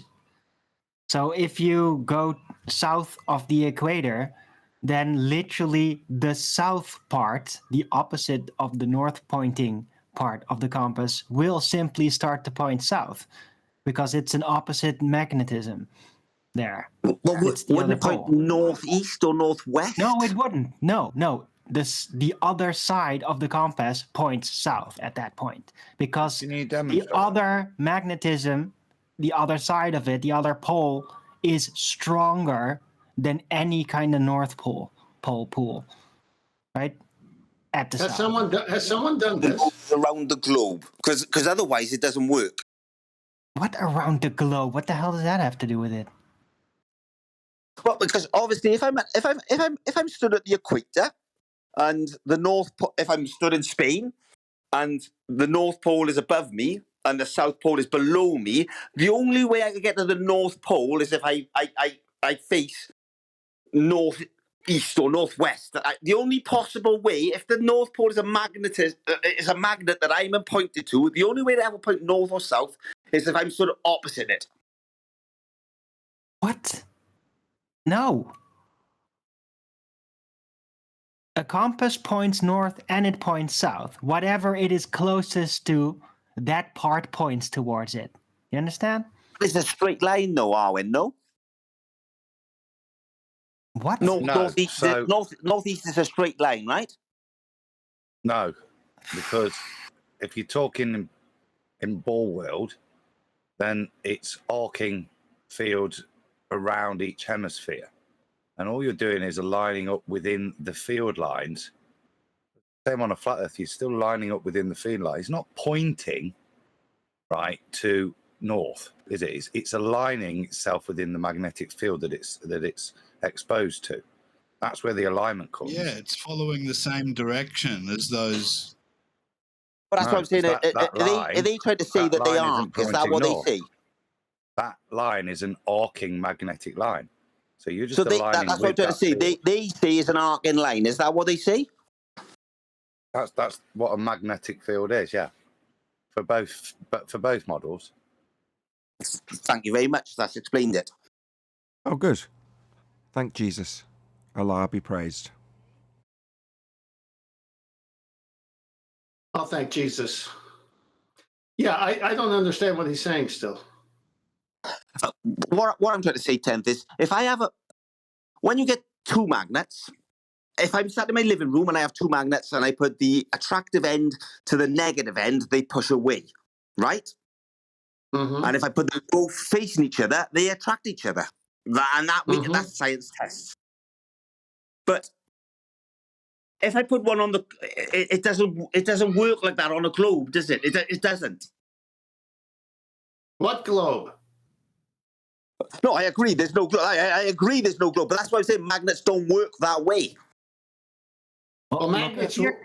If you're trying to say the compass should be pointing down most of the time, yeah, it should. It shouldn't just be horizontal as you use it, right? Because the pole is through the Earth at some point, like at the axis. North but or again, the it's south just part, following the field lines. So, the field lines are curved. Yeah, it lines up with the field lines. It doesn't have the capability of actually knowing where the north is. Yeah, that's right. Okay, but that's what Adam was saying. Okay, fine. So what's the point? The point is, let me finish. So when these people on the yacht races and navigators shows, sailing shows that I watch that are in below the so-called equator line, and they're sailing there, and when they're above, sailing there, when they want to head back to home, and home is, say, England, and they happen to be in Australia, what's the compass pointing to?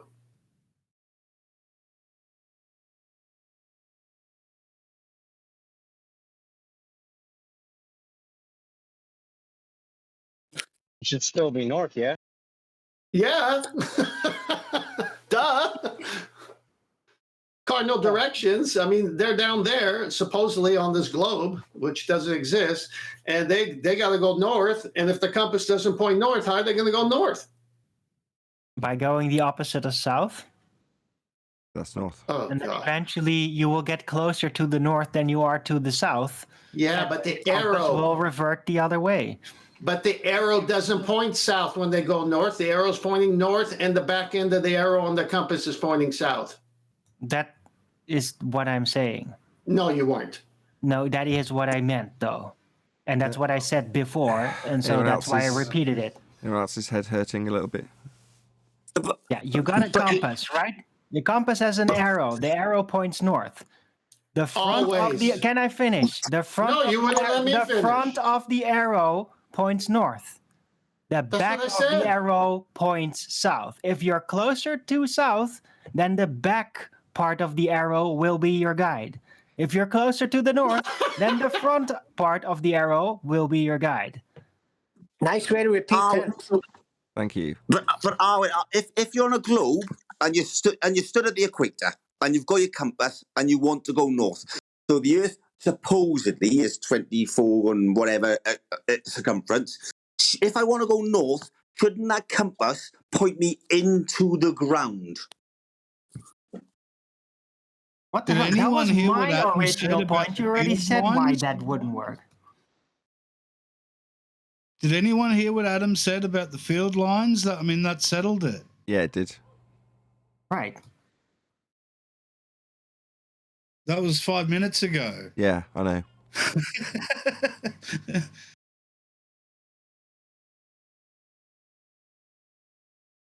Are any of you familiar with the work of a philosopher by the name of Feyerabend? Feyerabend? At one time, but he got banned, so no one could hear him now. Go on. Why'd you ask? No. We're not allowed to.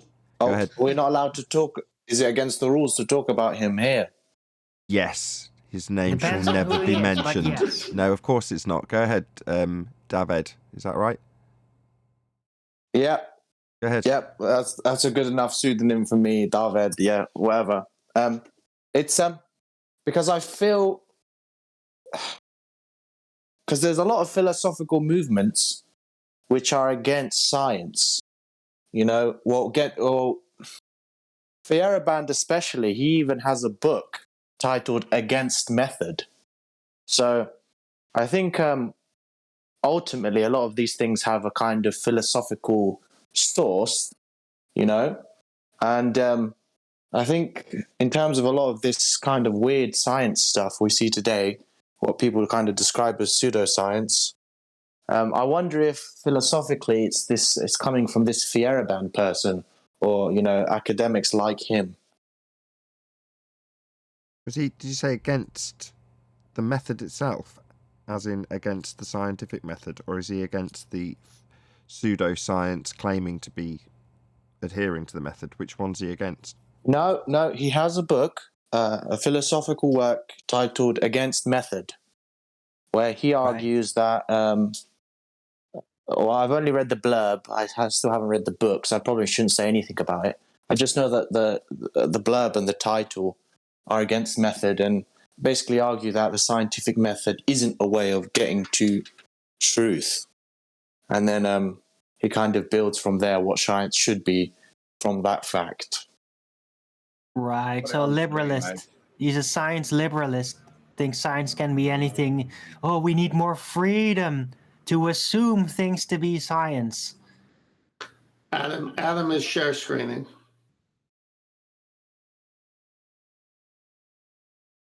Sounds like he's arguing against the pseudoscience aspect of it, i.e. the hijacking, from what I've read so far, Adam.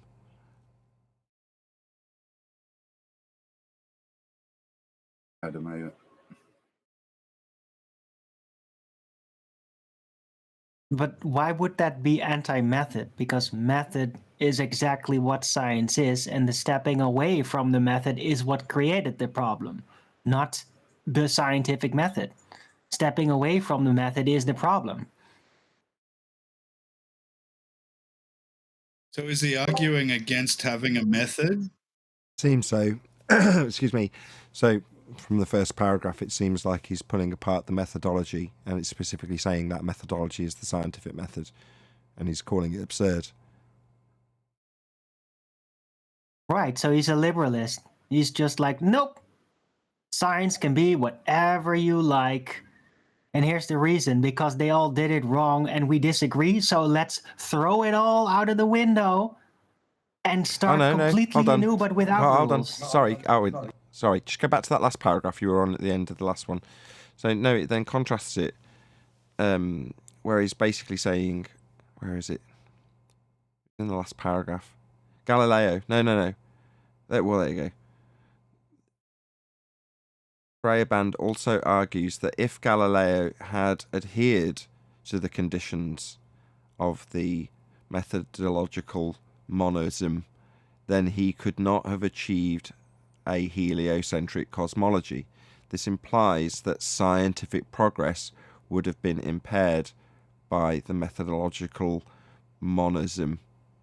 Again, an absurdity for proponents of the scientific method. So that makes me question, when they say scientific method, if he's pulling apart any sort of methodology when it comes to Galilei, then he's not talking about the scientific method, is he? Exactly. He is a liberalist. You just confirmed it. So he says, how dare you restrict yourself to the method, the QE method, for example? It shouldn't be restricted, or heliocentrism wouldn't have gotten as far as it is, because I'm a religious zealot about it. I read it as that. What he's saying is, if Galileo had kept adhered to the conditions, then he wouldn't have been able to make up heliocentric cosmology. Yeah, he wouldn't have been able to if he'd have stuck to the rules, and therefore you shouldn't stick to the rules because it stops you from making stuff up. I see. Yeah, I've misinterpreted it. Okay. Yeah, that's what I thought first. Okay. So he's saying he's essentially against the rigid boundaries that the method sets down, because if it was for an adherence to the method, then you wouldn't have some of the wonderful things like heliocentrism. Is that what you're saying it's actually spinning out to be? Yeah, well, it's the dusty old empirical method that just holds us back. Right. If he'd adhered to the conditions of the methodology, then he could not have advanced his heliocentric cosmology. So he couldn't have proposed these things if all he was using was the science. He has to put something else in to then use this data from his methodology to build his heliocentric model, is what that reads to me. That's what he's saying to me. He's, to me, viewing it from a very different perspective. He's kind of saying, look, you'll never progress if you don't make stuff up and then put that stuff in there, because you wouldn't have been able to have balls orbiting something from the data they get. It's not valid. You couldn't have drawn that conclusion. So you have to go into fantasy to get it. In the phrase with Feyerabend summarizes reductios with the phrase anything goes. Right. Sounds very religious to me. No. What he actually is a pseudoscience apologist. That's what he is. But then he would argue that religious fanatic. Science itself is pointless. That's what they would argue.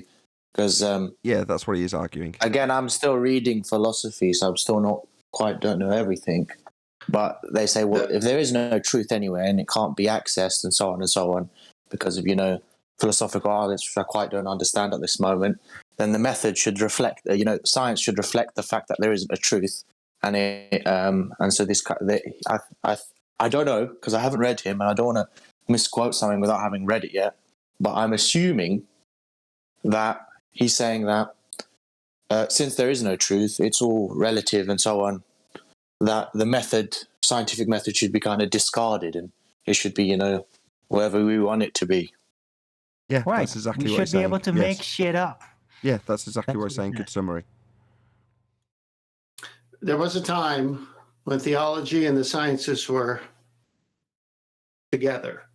They decided, okay, we're not going to do that. We want to just go to science. So we're going to be logical and have method.